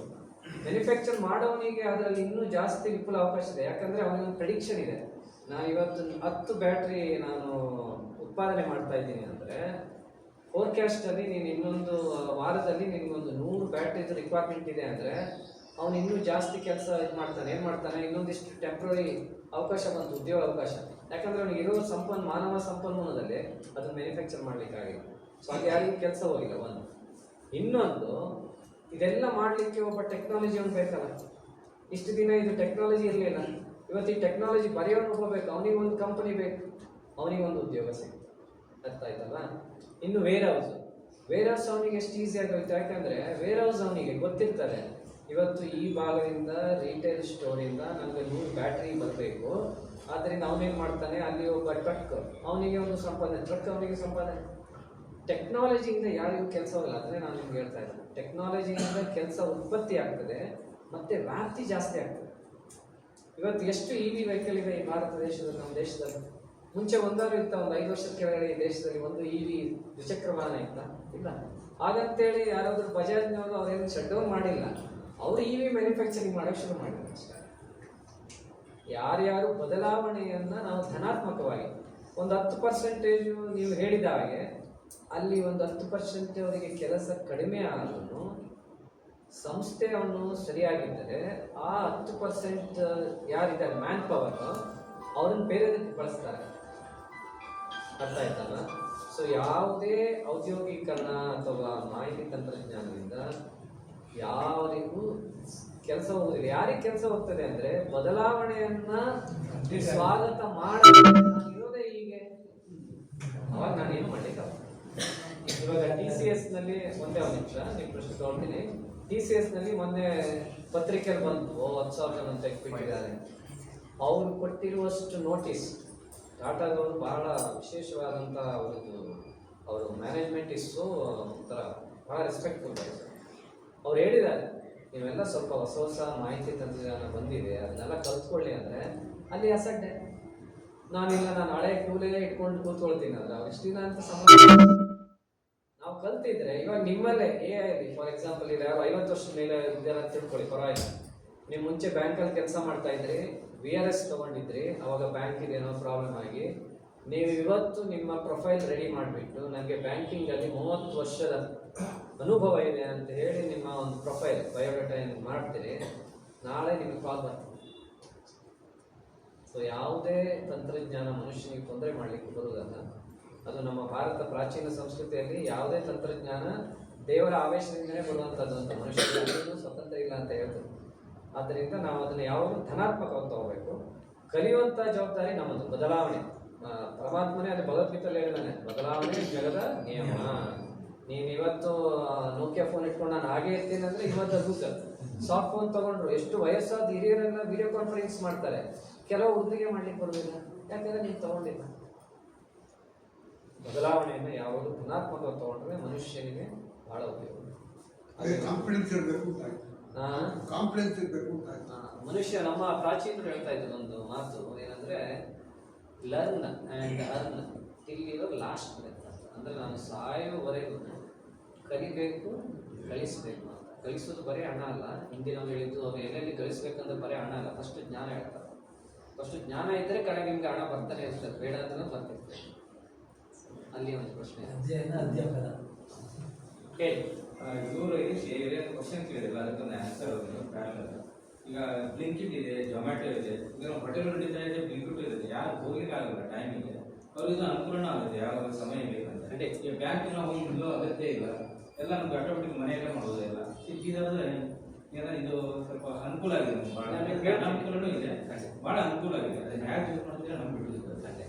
ಅದಕ್ಕೆ ನಾನು ಹೇಳಿದ್ದೀನಿ ಯಾವಾಗ ವ್ಯಾಪ್ತಿ ಅಂತ. ಇವಾಗ ಇಲ್ಲೇ ಒಂದು ಹೋಟೆಲ್ ಇದೆ ಅಂತ ತಿಳ್ಕೊಳ್ಳಿ, ಒಂದೇ ವೆಜಿಟೇರಿಯನ್ ಹೋಟೆಲ್ ಅಥವಾ ಒಂದೇ ನಾನ್ ವೆಜ್ ಯಾವುದು, ಅವ್ನು ಇಲ್ಲಿರುವಂಥ ಎಲ್ಲ ಪ್ರದೇಶದ ಒಂದು 20,000 ಜನಕ್ಕೆ ಅವ್ನು ಕವರ್ ಮಾಡ್ಲಿಕ್ಕೆ ಆಗ್ತದೆ ಅಲ್ಲ. ಯಾಕಂದ್ರೆ ಅವನಿಗೆ ಇರೋದು ಒಂದೇ ಕಿಚನ್, ಅವನಿಗೆ ನಿರ್ದಿಷ್ಟವಾದ ಪ್ರಮಾಣದಲ್ಲಿ ಮಾತ್ರ ಉತ್ಪಾದನೆ ಮಾಡ್ಬೋದು. ಅದೇ ಅವನಿಗೆ ಕ್ಲೌಡ್ ಕಿಚನ್ ಅಲ್ಲಿ ಒಂದು 20 ರೆಸ್ಟೋರೆಂಟ್ಗಳು ಸಪೋರ್ಟ್ ಮಾಡಿದ್ರೆ 20,000 ಜನರು 8 ಗಂಟೆಗೆ ಊಟ ಮಾಡ್ಬೋದಲ್ಲ. ಅರ್ಥ ಆಯ್ತಲ್ಲ? ವ್ಯಾಪ್ತಿ ಜಾಸ್ತಿ ಆಗ್ತದೆ, ಮನುಷ್ಯನ ಜನಸಂಖ್ಯೆ ಇನ್ನೂ ಜಾಸ್ತಿ ಆಗ್ತದೆ. ಕೆಲವರಿಗಂತೂ ಕಡಿವಾಣ ಆಗದೆ ಇದ್ರೆ ಇನ್ನೂ ಬಹಳ ಕಷ್ಟ ಆಗ್ತದೆ 5 ಸೆಕೆಂಡಲ್ಲಿ. ಬಟ್ ವ್ಯಾಪ್ತಿ ಜಾಸ್ತಿ ಆಗುವಂಥದ್ದು ಪ್ರಾದೇಶಿಕವಾಗಿ ಮತ್ತೆ ಮನುಷ್ಯನ ಸಂಖ್ಯೆ. ಸೊ ಅದು ವ್ಯಾಪ್ತಿ ಆದಾಗ ನಾವು ಈ ಥರದ ವಿಶೇಷವಾದಂತಹ ಉಪಕರಣಗಳನ್ನು ಅಥವಾ ಟೆಕ್ನಾಲಜಿಯನ್ನು ಬಳಸಬೇಕು. ಏನಿಗೆ ಫೀಡ್ ಎಲ್ಲ ಇನ್ಪುಟ್ಸ್ ಎಲ್ಲ ಯಾರು ಕೊಡ್ತಾರೆ, ಹೆಂಗೆ ನಾವು ಕೇಳಿದ್ದೆ ಅದು ನಮ್ಗೆ ವಾಪಸ್ ಕೊಡ್ತಾರೆ ಅಂಶ ಯಾವ ಥರ. ಒಳ್ಳೆ ಪ್ರಶ್ನೆ. ಅದಕ್ಕೆ ಸಂಬಂಧಪಟ್ಟ ಹಾಗೆ ನಾವು ಪ್ರಾಂಪ್ಟ್ ಏನ್ ಕೊಡ್ತೀವಲ್ಲ ಅದು ಎಷ್ಟು ಸೇಫ್ ಅಂತ ಅದಕ್ಕೂ ಬರ್ತೀನಿ. ಒಳ್ಳೆಯ ಪ್ರಶ್ನೆ. ಇದೆಲ್ಲ ಬಹಳ ಮುಖ್ಯವಾದ ಪ್ರಶ್ನೆ. ಇದು ಒಂದು ತಗೊಳ್ಬೇಕಾದ್ರೆ ನಾವು ಯಾವುದೇ ಒಂದು ಸಾಧನಕ್ಕೆ ಮೆಷಿನ್ ಲರ್ನಿಂಗ್ ಇರ್ಬೋದು ಅಥವಾ ಯಾವುದೇ ಸಾಧನಕ್ಕೆ ನೀವು ಫೀಡ್ ಮಾಡದೇ ಇದ್ದರೆ ನಾವು ಅದಕ್ಕೆ ಸಿಂಥೆಟಿಕ್ ಡೇಟಾ ಅಂತ ಒಂದಿದೆ. ಇವಾಗ ChatGPT ಬಂದಾಗ ತುಂಬ ತೊಂದರೆಗಳಿತ್ತು. ಅದಕ್ಕೆ ಏನು ಉತ್ತರ ಕೊಡಬೇಕಂತ ಗೊತ್ತಾಗ್ತಾ ಇರಲಿಲ್ಲ. ಅದೇನು ಮಾಡ್ತು, ಓಕೆ ಈ ಥರ ಕ್ವಶನ್ಗಳು ಬಂದ ನೆಕ್ಸ್ಟ್ ನಾನು ಏನು ರೆಡಿ ಮಾಡ್ಕೋಬೇಕು ಅನ್ನೋದನ್ನು ಅದಕ್ಕೂ ಒಬ್ಬ ಕೋಡಿಂಗ್ ಮಾಡೋನು ಇರ್ತಾನೆ. ಇಟ್ ಈಸ್ ನಾಟ್ ದ್ಯಾಟ್ ಆ ಮೆಷಿನ್ ಕಲಿಯೋದಲ್ಲ, ಅಲ್ಲೊಬ್ಬ ಮನುಷ್ಯ ಕೂತಿರ್ತಾನೆ. ಅವ್ರು ಏನು ಮಾಡಿದ್ರು, ಈ ಸಿಂಥೆಟಿಕ್ ಡೇಟಾ ಅಂತ ಅಂದರೆ ಕಾಲ್ಪನಿಕವಾದಂತಹ ಒಂದು ಸಾರಾಂಶವನ್ನು ಫೀಡ್ ಮಾಡ್ತಾರೆ. ಅದು ಒಂದು ರೆಪಾಸಿಟರಿ ಅಥವಾ ಡೇಟಾಬೇಸ್, ನಿಮಗೆ ತುಂಬ ಜನ ಡೇಟಾಬೇಸ್ ಗೊತ್ತಿರ್ತದೆ. ಆ ಡೇಟಾಬೇಸಲ್ಲಿ ಸ್ಟೋರ್ ಮಾಡ್ತಾರೆ. ಸ್ಟೋರ್ ಮಾಡಿ ಅದಕ್ಕೆ ಈ ದತ್ತಾಂಶಗಳನ್ನು ಮೆಷಿನ್ ಲರ್ನಿಂಗ್ ಮಾಡೆಲ್ ಅಂತ ಕರಿತೀವಿ. ಆ ಮಾಡೆಲ್ ಏನು ಕೊಡ್ತದೆ ಅಂದರೆ, ಇವಾಗ ಇದೊಂದು ಸ್ಕೂಲು ಶುರುವಾದಾಗ ಬರುವಂಥ 100 ವಿದ್ಯಾರ್ಥಿಗಳಲ್ಲಿ ಫಸ್ಟ್ ಡೇನೇ ಪ್ರಾಂಶುಪಾಲರಿಗೆ ಯಾರಾದರೂ ಬಂದ್ಬಿಟ್ಟು ನಿಮ್ಮಲ್ಲಿ ಪಾಸಿಂಗ್ ಪರ್ಸೆಂಟೇಜ್ ಎಷ್ಟು ಅಂತ ಗೊತ್ತಾಗಲ್ಲ. ಆದರೆ ಹೇಳ್ತದೆ ಹೇಗೆ ಅದು ಹೇಳ್ತದೆ, ನಾನು ಹೇಳ್ತೀನಿ ನನ್ನ ಕೆಲವು ಮಾಹಿತಿಗಳನ್ನು ಕೊಡು ಅಂತ. ಏನು ಇವಾಗ 9ನೇ ಕ್ಲಾಸ್ವರೆಗೆ ಎಷ್ಟು ಜನ ಬಂದಿದ್ದಾರಲ್ಲ ಸ್ಟೂಡೆಂಟ್ಸು, ಅವರದ್ದು ಹಳೆಯ ಪ್ರಶ್ನೆ ಇದ್ರದ್ದು ಮಾರ್ಕ್ಸ್ ಕಾರ್ಡ್ ಎಲ್ಲ ನನಗೆ ಫೀಡ್ ಮಾಡುವಂತ ಮಾರ್ಕ್ಸ್ ಕಾರ್ಡ್ ಕೊಡ್ತಾರೆ ಇವರು. ಅದಾದಮೇಲೆ ಎಷ್ಟು ಜನ ಆನ್ ಟೈಮು ಅಸೈನ್ಮೆಂಟ್ ಎಲ್ಲ ಕಂಪ್ಲೀಟ್ ಮಾಡಿದ್ದಾರೆ ಆ ನಿಖರ ಮಾಹಿತಿ ಕೊಡು ಅನ್ನಂತೆ, ಅದನ್ನು ಇವ್ರು ಕೊಡ್ತಾರೆ. ಎಷ್ಟು ಜನ ಅಟೆಂಡೆನ್ಸಲ್ಲಿ ಒಳ್ಳೆಯ ಇದನ್ನು ತೊಗೊಂಡಿದ್ದಾರೆ ಅಂತ ಕೊಡು ಅಂತ ಹೇಳಿದ್ರೆ ಅದನ್ನು ಕೊಡ್ತಾರೆ ಇವರು. ಮಿಷಿನ್ಗೆ ಫೀಡ್ ಮಾಡ್ತಾರೆ, ಡೇಟಾ ಫೀಡಿಂಗ್. ಅದನ್ನು ಸಿಂಥೆಟಿಕ್ ಆಗಿ ಕ್ರಿಯೇಟ್ ಮಾಡ್ಬೋದು, ಇಲ್ಲ ನಿಜವಾದ ಏನು ನಿಮ್ಮ ಪೇಪರಲ್ಲಿ ಇರುತ್ತೆ ಅದನ್ನು ಡಿಜಿಟಲೈಸ್ ಮಾಡಿ ನಾವು ಸಾಧನೆ ಕೊಡ್ತೀವಿ. ಅದು ಕೊಟ್ಟ ಮೇಲೆ ಇಮಿಡಿಯೇಟ್ ಹೇಳುತ್ತೆ ಅದು, ನೋಡು ಈ 90% ಬಗ್ಗೆ ಯೋಚನೆ ಮಾಡಬೇಡ, ಒಂದು 10% ಜನ ಇದ್ದಾರೆ ಅವ್ರ ಹೆಸರು ABCD, ಸ್ವಲ್ಪ ಎಕ್ಸ್ಟ್ರಾ ಕ್ಲಾಸಸ್ ಮಾಡು, ಸೊ ದಟ್ ಯು ಗೆಟ್ 100% ಫಲಿತಾಂಶ ಅಂತ. ಸೊ ಆ ಸಾಧನೆಗೆ ಇನಿಷಿಯಲಿ ಅಲ್ಲಿ ಡೇಟಾ ಇಲ್ಲ ಅಂದಾಗ ಸಿಂಥೆಟಿಕ್ ಡೇಟಾ ಯೂಸ್ ಮಾಡ್ತೀವಿ. ಇವಾಗ ಫಾರ್ ಎಕ್ಸಾಂಪಲ್ ಯಾವುದೋ ಒಂದು ಕಂಪನಿದು ಆದಾಯ ಮತ್ತು ಅದ್ರದ್ದು ಆಯವ್ಯಯದ್ದು ಅಂಶಗಳನ್ನು ಗೊತ್ತಿರಲ್ಲ ಅಂತ ತಿಳ್ಕೊಳ್ಳಿ, ನಾವೇನು ಮಾಡ್ತೀವಿ ಸಿಂಥೆಟಿಕ್ ಡೇಟಾ, ಅದೇನು ಆರ್ಟಿಫಿಷಿಯಲ್ ಡೇಟಾ ಸೆಟ್ಟನ್ನು ಕೊಡ್ತೇವೆ. ಅದು ಯಾವುದು ನಿಖರವಾದಲ್ಲ, ಬಟ್ ಒಂದು ಮಟ್ಟಕ್ಕೆ ಕೊಡ್ತದೆ 90% ಅಕ್ಯುರಸಿ, ಅದು ಸಿಗುತ್ತೆ ಒಂದು. ಇನ್ನೊಂದು ನೀವು ಕೇಳಿರ್ತೀರಲ್ಲ, ಫಸ್ಟ್ ಟೈಮ್ ಒಂದು PPT ಸರಿಯಾಗಿ ಅದು ಜನರೇಟ್ ಮಾಡಿದಾಗ ನೆಕ್ಸ್ಟ್ ಟೈಮ್ ಹೋದಾಗ ಅದೇನು ಮಾಡಿರ್ತಾರೆ, ಇವ್ರದ್ದೆಲ್ಲ ಪ್ರಾಂಪ್ಟ್ ತಗೊಳುತ್ತೆ. ಆ ಪ್ರಾಂಪ್ಟ್ ತಗೊಂಡಿದ್ದಕ್ಕೆ ಅದು ಕೋಡಿಂಗ್ ಮಾಡ್ಕೊಡ್ತದೆ ಹಿಂದೆ. ಕೋಡಿಂಗ್ ಯಾವ ಥರ ಮಾಡುತ್ತೆ ಅಂದರೆ, ಈ ಪ್ರಶ್ನೆ ಬಂದರೆ ಇವನ ಹೆಸರು ಅದನ್ನು ಗೊತ್ತಿರ್ತದೆ ನಿಮಗೆ. ನೀವೀಗ ಬೆಳಿಗ್ಗೆ ಗುಡ್ ಮಾರ್ನಿಂಗ್ ChatGPT ಅಂತ ಹೇಳಿ ನಿಮ್ಮ ಹೆಸರು ಹೇಳಿ, ನನ್ನ ಹೆಸರು ಮಹೇಶ್, ನೀನು ನನ್ನ ಮಹೇಶ್ ಅಂತ ಕರಿಬೇಕಂದ್ರೆ ಇಮಿಡಿಯೇಟ್ ನೆಕ್ಸ್ಟ್ ಟೈಮ್ ಅದು ಮಹೇಶ್ ಅಂತ. ಯಾರು ಹೇಳ್ಕೊಟ್ರು ಅದಕ್ಕೆ? ನೀವೇ ಹೇಳಿದ್ದು. 1 ನಿಮಿಷದಿಂದ ನೀವು ಹೇಳಿದ್ರು ನನ್ನ ಮಹೇಶ್ ಅಂತ ಕರಿ, ನೀನು ಸುಮ್ಮನೆ ಮಾತಾಡ್ಸ್ಬೇಡ ಅಂತ. ಅದು ತಗೊಳ್ತದೆ. ಸೊ ಸಿಂಥೆಟಿಕ್ ಡೇಟಾ ಮತ್ತು ನೀವು ಕೊಟ್ಟಂಥ ಡೇಟಾ ಅದರದ್ದು ಇಂಟೆಗ್ರಿಟಿ ಮತ್ತು ಸೆಕ್ಯೂರಿಟಿ ಬಗ್ಗೆ ಅದೊಂದು ಲಾಸ್ಟ್ ಹೇಳ್ತೀನಿ. ಇವತ್ತಿನ ಮಟ್ಟಿಗೆ ನೀವು ಯಾವುದೇ ಪ್ಲ್ಯಾಟ್ಫಾರ್ಮ್, ಅದು ಜೆಮಿನೈ ಇರ್ಬೋದು, ಕೋಪೈಲಟ್ ಇರ್ಬೋದು, ChatGPT, ಕ್ಲೌಡ್, ಎನಿಥಿಂಗ್, ಅಲ್ಲಿ ಅಪ್ಲೋಡ್ ಮಾಡುವಾಗ ನಿಮಗೆ ನಿಮ್ಮ ಪ್ರೊಫೈಲಲ್ಲಿ ಇರಬೇಕು. ನೀವು ಜನರಿಗೆ ಗೆಸ್ಟ್ ಯೂಸ್ ಆಗಿ ಯೂಸ್ ಮಾಡಿ, ಗೆಸ್ಟ್ ಯೂಸ್ ಮಾಡಿದರೆ ಅವ್ರದ್ದೊಂದು ಡಿಸ್ಕ್ಲೈಮರ್ ಇರ್ತದೆ, ಇದು ಎಲ್ಲರಿಗೂ ಸಿಗ್ಬೋದು ಅಂತ. ಅದನ್ನು ಪ್ರೊಫೈಲ್ ಅಲ್ಲಿ ಕ್ರಿಯೇಟ್ ಮಾಡಲಿಕ್ಕೆ ಕೊಡ್ತದೆ. ನಿಮ್ಮ ಪ್ರೊಫೈಲು, ನಿಮ್ಮ ವಿಳಾಸ, ನಿಮ್ಮದು ಜಿಯೋ ಲೊಕೇಶನ್ಸು, ಮತ್ತು ಕೆಲವುದಕ್ಕೆ ಕ್ರೆಡಿಟ್ ಕಾರ್ಡ್ ಕೇಳ್ತದೆ. ಅದು ಇವಾಗ ಭಾರತಕ್ಕೆ ಕೆಲವುದೆಲ್ಲ ಫ್ರೀ ಇದೆ, ಬಟ್ ನಾನು ಜನರಲ್ಲೇ ಹೇಳ್ತೀನಿ, ಎಲ್ಲೆಲ್ಲೂ ದುಡ್ಡು ಖರ್ಚು ಮಾಡ್ತೀವಿ. ಒಂದು 100 ರೂಪಾಯಿ ತಿಂಗಳಿಗೆ, ಇಲ್ಲ ವರ್ಷಕ್ಕೆ ಒಂದು 400 ರೂಪಾಯಿ ಸಬ್ಸ್ಕ್ರಿಪ್ಷನ್ ತೊಗೊಂಡ್ರೆ ದಟ್ ಈಸ್ ಸೇಫ್. ಅದು ಯಾವ ಪ್ರಪಂಚದ ಯಾವಲ್ಲಿಯೂ ಸಿಗಲ್ಲ, ಅದು ನಿಮ್ಮ ಪ್ರೊಫೈಲ್ಗೆ ಸೀಮಿತ. ಜನರಿಗೆ ಏನಾದರೂ ಇವಾಗ ನೀವು ಕೇಳಿರ್ತೀರಿ, ಇವತ್ತು ಲಾಸ್ ವೇಗಸ್ಸಲ್ಲಿ ಏನಾಯಿತು ಅಂತ ಕೇಳಿದ್ರೆ ಅದನ್ನು ಅದು ಪಬ್ಲಿಕ್ ಡೊಮೈನಿಂದ ತೊಗೊಳ್ತಾರೆ. ಬಟ್ ನಿಮ್ಮದು ಏನಿದೆ, ನಿಮ್ಮದು ಪ್ರೈವಸಿ ಡೇಟಾ, ಅದನ್ನು ಯಾರಿಗೂ ಕೊಡೋದಿಲ್ಲ. ಅದಕ್ಕೆ ಈಗ ಹೊಸದಾಗಿ ಕೆಲವು ಪಾಲಿಸೀಸು ಎಲ್ಲ ಮಾಡ್ತಾ ಇದ್ದಾರೆ. ಅದು ಒಂದು ಪ್ರಧಾನಮಂತ್ರಿಗಳು ಮೊನ್ನೆ ಅವತ್ತು AI ಸಮಿತಿಯಲ್ಲಿ ಅದನ್ನು ತಂದಿದ್ದಾರೆ. ಕೆಲವು ದೇಶಗಳೆಲ್ಲ ಸಮಾನ ಮನಸ್ಕರಾಗಿ ಬಂದು ನಿಮ್ಮ ದೇಶದ ಡೇಟಾ ನಿಮ್ಮ ದೇಶದಲ್ಲೇ ಇರಬೇಕು, ಅದು ಪ್ರಪಂಚಕ್ಕೆ ಎಲ್ಲರಿಗೂ ಸಿಗಬಾರ್ದು, ಯಾವುದು ಸಿಗ್ಬೋದು ಅನ್ನೋದನ್ನ ಒಂದು ಟ್ಯಾಗ್ ಮಾಡಬೇಕು ಅಂತ. ಅದನ್ನೆಲ್ಲ ಇವಾಗ ಇದು ಒಂದು ಈ ಟೆಕ್ನಾಲಜಿ ಅನ್ನೋದು ಬೆಳೀತಾ ಇದೆ. ಸೇಮ್ ಟೈಮ್ ಇವಾಗ ಒಂದು ಸ್ವಲ್ಪ ಸೆಕ್ಯೂರಿಟಿ ಬರ್ತಾ ಇದೆ. ಡಿಸ್ಕ್ಲೈಮರ್ ಕೊಡುತ್ತೆ, ನೀವು ಹೇಳಿಬೇಕಾದ್ರೆ ಅದಕ್ಕೆ ಕೆಲವೊಂದು ಡಿಸ್ಕ್ಲೈಮರ್ ಹೇಳಿದೆ, ನಾನು ಕೊಡ್ತಾ ಇದ್ದೀನಿ, ಬಟ್ ನೀನು ಡಾಕ್ಟ್ರಿಗೆ ಕೇಳಿ ಈ ಮದ್ದು ತಗೋ ಅಂತ ಹೇಳ್ಬೋದು ಅಲ್ವಾ. ಸೊ ಆ ಥರ ಎಲ್ಲ ಅದಕ್ಕೆ ಇವಾಗ ವೈಸ್ ಆಗಿ ಸ್ವಲ್ಪ ಇನ್ನೂ ಪ್ರೌಢತೆಯನ್ನು ಕೊಡ್ಬೇಕು. ಅದು ಮನುಷ್ಯನೇ ಕೊಡಬೇಕು.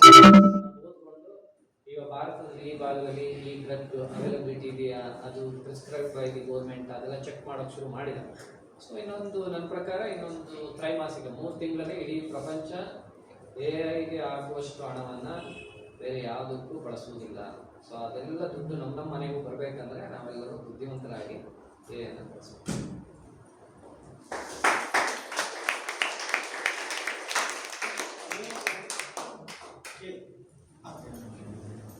ನಮಸ್ತೆ. ಆ್ಯಕ್ಚುಲಿ ಒಂದು ಜನರೇಟಿವ್ AI ವಿಡಿಯೋ ಜನರೇಟ್ ಮಾಡೋಕ್ಕೆ 30 ಲೀಟರ್ಸ್ ವಾಟರ್ ಕನ್ಸ್ಯೂಮ್ ಮಾಡುತ್ತೆ ಅಂತ ಲೈಕ್ ನೀವು ಸರ್ಚ್ ಮಾಡಿದ್ರೆ ಬರುತ್ತೆ.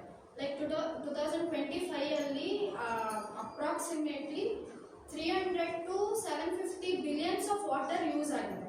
ಇದರಿಂದ ವಾಟರ್ ಸ್ಕೇರ್ಸಿಟಿ ಇರೋ ಕಂಟ್ರೀಸ್ಗೆ ತುಂಬ ಪ್ರಾಬ್ಲಮ್ ಆಗ್ಬೋದು, ಜೊತೆಗೆ ಎನ್ವಿರಾನ್ಮೆಂಟ್ಗೂ ತುಂಬ ತೊಂದರೆ ಆಗ್ಬೋದಲ್ವ. ನೀವು ಅದೇ ಈಗ ಜಾಸ್ತಿ AI ಯೂಸ್ ಮಾಡಬೇಕು ಅಂತ ಹೇಳಿದ್ರಲ್ಲ, ಹಂಗಾಗಿ ನನಗೆ ಈ ಕ್ವೆಶ್ಚನ್. ಅದು ಒಳ್ಳೆ ಕ್ವೆಶ್ಚನ್.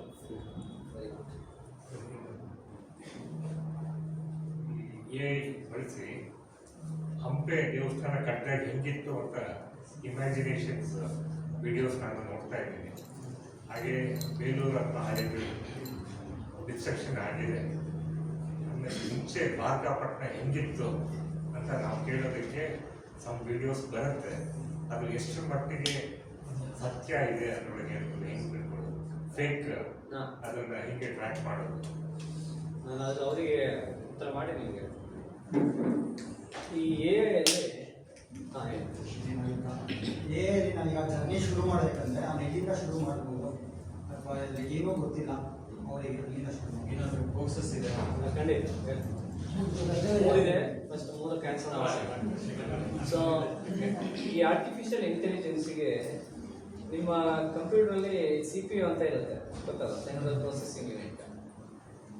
ಈ AI ಅನ್ನೋದು ಮನುಷ್ಯ ಸಂಖ್ಯೆ ಕೋಟಿಗಟ್ಟಲೆ ಜನ ಇರ್ತಾರೆ. ಆದ್ದರಿಂದ ಬಂದಂತಹ ರಿಕ್ವೆಸ್ಟ್ ಏನಿರ್ತದೆ ಅದನ್ನು ಕಡಿಮೆಯ ಸಮಯದಲ್ಲಿ ಕ್ಲಿಪ್ತವಾದ ಮಾಹಿತಿಯನ್ನು ಕೊಡಲಿಕ್ಕೆ ಒಂದು GPU ಅಂತ ಒಂದು ಕಾನ್ಸೆಪ್ಟ್ ಇದೆ, ಗ್ರಾಫಿಕಲ್ ಪ್ರೊಸೆಸಿಂಗ್ ಯೂನಿಟ್. ಸೊ ಅದು ರನ್ ಮಾಡಲಿಕ್ಕೆ ನೀವು ಹೇಳಿದಾಗೆ ತುಂಬ ಹೀಟ್ ಜನರೇಟ್ ಮಾಡಿ, ಆ ಹೀಟ್ ಜನರೇಟ್ ಮಾಡುವಾಗ ಮಿಷಿನ್ಗೆ ಆ ಟೆಂಪ್ರೇಚರ್ ಲೋ ಮಾಡಬೇಕು. ಸೊ ಅದಕ್ಕೆ ಇವಾಗ ಕೆಲವು ಡಿಸಿಷನ್ಸ್ ಏನು ಮಾಡ್ತಾ ಇದ್ದಾರೆ ಅಂದರೆ, ಎಲ್ಲೆಲ್ಲಿ ನಮಗೆ ಉಷ್ಣತೆ ಕಡಿಮೆ ಇದೆ ಆಯಾಯ ಭಾಗದಲ್ಲಿ ಅದನ್ನು ಇನ್ಸ್ಟಾಲ್ ಮಾಡಿ. ಇವಾಗ AI ಭಾಳ ವಿಸ್ತಾರವಾಗಿ ಶುರುವಾಗಿ ಈಗ ಒಂದು 6 ತಿಂಗಳು ಮ್ಯಾಕ್ಸ್, 9 ತಿಂಗಳು ಮ್ಯಾಕ್ಸ್, ಅದಕ್ಕೆ ಮುಂಚೆ ಜಾಸ್ತಿ ಪ್ರಪಂಚ ಬಳಸ್ತಾ ಇತ್ತು. ಸೊ ಈ GPU ಯಾಕೆ ಅಷ್ಟು ಹೀಟ್ ಅಂದರೆ ಅದು ಆ ಪ್ರೊಸೆಸಿಂಗ್ ಸ್ಪೀಡ್ ಇದೆಯಲ್ಲ ಆ ತಂತಿಗಳಿಂದಾಗಿ ಆಗುವಂಥದ್ದು. ಅಂದರೆ ನಮ್ಮದು ನಿಮ್ಗೆ ಗೊತ್ತಿರಬೇಕು, ಇಂಟರ್ನೆಟ್ಟನ್ನು ಯಾವ ಥರ ಕನೆಕ್ಟ್ ಮಾಡಿದ್ದಾರೆ ಅಂದರೆ, ಒಂದು ಸ್ಯಾಟಲೈಟ್, ಇನ್ನೊಂದು ಫಿಸಿಕಲ್ ಅಂಡರ್ ದ ವಾಟರ್, ಸಮುದ್ರ ಕನೆಕ್ಟ್ ಮಾಡಿದ್ದಾರೆ. ಅದನ್ನೇ ವಿಶಾಖಪಟ್ಟಣದಲ್ಲಿ ಸಮುದ್ರದಿಂದಲೇ ಅವ್ರು ನೆಕ್ಸ್ಟ್ ಮಾಡ್ತಾರೆ ಗೂಗಲ್ ಮಾಡಿ. ಸೊ ಅದಕ್ಕೆ ಏನು ಮಾಡಿದ್ದಾರೆ, ಇವಾಗ AI ಅಥಾರಿಟಿಗಳು ಅಮೆರಿಕಾದಲ್ಲಿ ಮತ್ತು ಭಾರತದಲ್ಲೆಲ್ಲ ಕೂತ್ಕೊಂಡು ಎಲ್ಲಿ ಉಷ್ಣತೆ ಪ್ರಮಾಣ ಕಡಿಮೆ ಇದೆ ಅಲ್ಲಿ ಅದನ್ನು ಇನ್ಸ್ಟಾಲ್ ಮಾಡಿ. ಬಟ್ ಅದಕ್ಕೆ ಅಂತಾರಾಷ್ಟ್ರೀಯ ಮಟ್ಟದ ಸೆಕ್ಯೂರಿಟಿ ಇರಬೇಕು. ಅಮೆರಿಕದಲ್ಲಿದ್ದರೂ ಅದು ನನ್ನ ಜಾಗದಲ್ಲಿದೆ ಅಂತ ಅವ್ರು ಅದನ್ನು ಹಾಳು ಮಾಡೋದು ಅಂಥದ್ದೆಲ್ಲ ಮಾಡಲಿಕ್ಕಿಲ್ಲ ಅಂತೇಳಿ ಒಂದು ಅಂತಾರಾಷ್ಟ್ರೀಯ ಮಟ್ಟದ ಒಂದು ಕಮಿಟಿ ಮಾಡ್ತಾ ಇದ್ದಾರೆ. ಆ ಬಿಸಿಯನ್ನು ಕಡಿಮೆ ಮಾಡುವಂತಹ ಒಂದು ಚಾಲೆಂಜ್ ಇದೆ, ಅದು ಮಾಡ್ತಾರೆ. ಮನುಷ್ಯ ಇಷ್ಟು ಕಂಡಿಡಿದವನಿಗೆ ಅದನ್ನು ಕಂಡಿಡಿಯೋದು ದೊಡ್ಡ ಕಷ್ಟ ಆಗಲ್ಲ. ಬಟ್ ಎನ್ವಿರಾನ್ಮೆಂಟಿಗೆ ಅದು ಇಂಪ್ಯಾಕ್ಟ್ ಆಗುವ ಮಟ್ಟಕ್ಕೆ ನಾವಿನ್ನು ಹೋಗಿಲ್ಲ, ಗೊತ್ತಾಯ್ತಲ್ಲ. ಅದು ಫೋರ್ಕ್ಯಾಸ್ಟೆಡ್ ಥಿಂಗ್ಸ್, ನೀವೆಲ್ಲ ಇದರಲ್ಲಿ ಓದಿರ್ತೀರಿ ಇಂಟರ್ನೆಟ್ಟಲ್ಲಿ ಅಥವಾ ಗೂಗಲಲ್ಲಿ, ಅದು ಫೋರ್ಕ್ಯಾಸ್ಟ್. ನಾವಿನ್ನೂ ಅಷ್ಟು ಬಿಸಿಯನ್ನು ಉತ್ಪಾದನೆ ಮಾಡ್ತಾ ಇಲ್ಲ. ಮಾಡಲಿಕ್ಕೂ ಅದನ್ನು ಕನಿಷ್ಠ ಪ್ರಮಾಣಕ್ಕೆ ತರುವಂಥದ್ದು ಮನುಷ್ಯ ಹುಡುಕ್ತಾನೆ. ಇದೆಲ್ಲ ಹೊಸ್ತಲ್ಲ, ಇನ್ನೊಂದು ತಿಳ್ಕೊಳ್ಳಿ, ಯಾವುದೇ AI anything it's not new. ಇವುಗಳೆಲ್ಲ ಕೃತಯುಗದಿಂದ ನಮ್ಮ ಪ್ರಾಚೀನರು ಬರೆದ ಡಾಕ್ಯುಮೆಂಟ್ ಓದ್ಕೊಂಬಂದರೆ ಇನ್ನೂ ನಾವು ಕೆಲವು ಅಚೀವೇ ಮಾಡಿಲ್ಲ. ನೆನ್ಪಿಟ್ಕೊಳ್ಳಿ, ಇವತ್ತು ನಾವು ಬೋಯಿಂಗನ್ನು ಅಥವಾ ಏರ್ ಬಸ್ ಇದು ದೊಡ್ಡದು ಅಂತ ತಿಳ್ಕೊಂಡವರು ನಮ್ಗಳಿಗೆ ನಮ್ಮ ಪ್ರಾಚೀನ ಬ್ಯೂಟಿಫುಲ್ ವಿಮಾನ ಇಟ್ಟಿದ್ರು ಅಂದರೆ 100 ಜನಕ್ಕೂ ಸೇಮ್ ಫ್ಲೈಟ್, 200 ಜನಕ್ಕೂ ಸೇಮ್ ಫ್ಲೈಟ್, ಅದನ್ನೇ ಎಕ್ಸ್ಟೆಂಡ್ ಮಾಡ್ತಾ ಇದ್ದ. ಇವತ್ತಿನ್ನೂ ಬಂದಿಲ್ಲ ಟೆಕ್ನಾಲಜಿ. ರಾಮದೇವರು ಲಂಕೆಯಿಂದ ವಾಪಸ್ ಬರುವಾಗ ಪುಷ್ಪಕ ವಿಮಾನ ಅಂತ ಅಂದರೆ ಆ ಕಾಲದ ದೊಡ್ಡ ಏರ್ ಬಸ್ ಅಂತ ತಿಳ್ಕೊಳ್ಳಿ. ಅದು ಹೋದಾಗ ಎಷ್ಟು ಜನ ಎಲ್ಲರೂ ಬ್ರಿಡ್ಜಲ್ಲಿ ಹೋಗಿದ್ರು, ಅವರೆಲ್ಲ ವಾಪಸ್ ಬರುವಾಗ ನಾನು ವಿಮಾನದಲ್ಲಿ ಬರ್ತೀನಿ ಅಂತ ಕೂತರು. ಅಂದರೆ just elastic way of manufacturing the strength, ಅದೆಲ್ಲ ಇನ್ನೂ ಬಂದಿಲ್ಲ. ಸೊ ಯಾವುದೇ ಇದು ಅದಕ್ಕೆ ಮನುಷ್ಯ ನಿಂತ್ಕೊಳ್ತಾನೆ ಅಲ್ಲೇ ಒಂದು ಸಂಶೋಧನೆ ಅಂತಿಲ್ಲ. ಅದು ಒಂದು ಆನ್ಸರ್ ಆಯಿತು. ನಿಮ್ಮದು ಸೊ ಇದು ಅದಕ್ಕೆ ಇದಕ್ಕೆ ನಾವು ಆರ್ಕಿಯಾಲಜಿಕ್ ಇವಾಗ ನಾವು ತೊಗೊಂಡ್ರೆ ಇದು this subject belongs to archaeologic. So archaeologic ಅವ್ರಿಗೆ ಕೇಳಿದ್ರೆ, ಇವಾಗ ಒಂದು AI-ಅಲ್ಲಿ ನೀವು ಚಿಕ್ಕವರಿಗೆ ಇವಾಗ ಫೋಟೋ ಹಾಕಿ ನಿಮ್ಮದು, ನೀವು ಚಿಕ್ಕವರಲ್ಲಿ ಹೇಗಿರ್ಬೋದು ಅನ್ನೋದು ನಿಮ್ಮ ಫೋಟೋ ಇಲ್ಲಾಂದ್ರೆ ಇದು ಕೊಡುತ್ತೆ. ಅರ್ಥ ಆಯ್ತಲ್ವಾ? ನಿಮ್ದು ಒಂದು 20 ವಯಸ್ಸಿನ ಫೋಟೋ ಕೊಡಿದ್ರೆ ಕೊಡುತ್ತೆ. ಆಲ್ಮೋಸ್ಟ್ ಸಿಮಿಲರ್ ಆಗಿರುತ್ತೆ. ಒಂದು 99%, 1% ಡೌಟ್ ಇರ್ತದೆ, ನಿಮಗೂ ಡೌಟ್ ಆಗ್ಬೋದು 1%.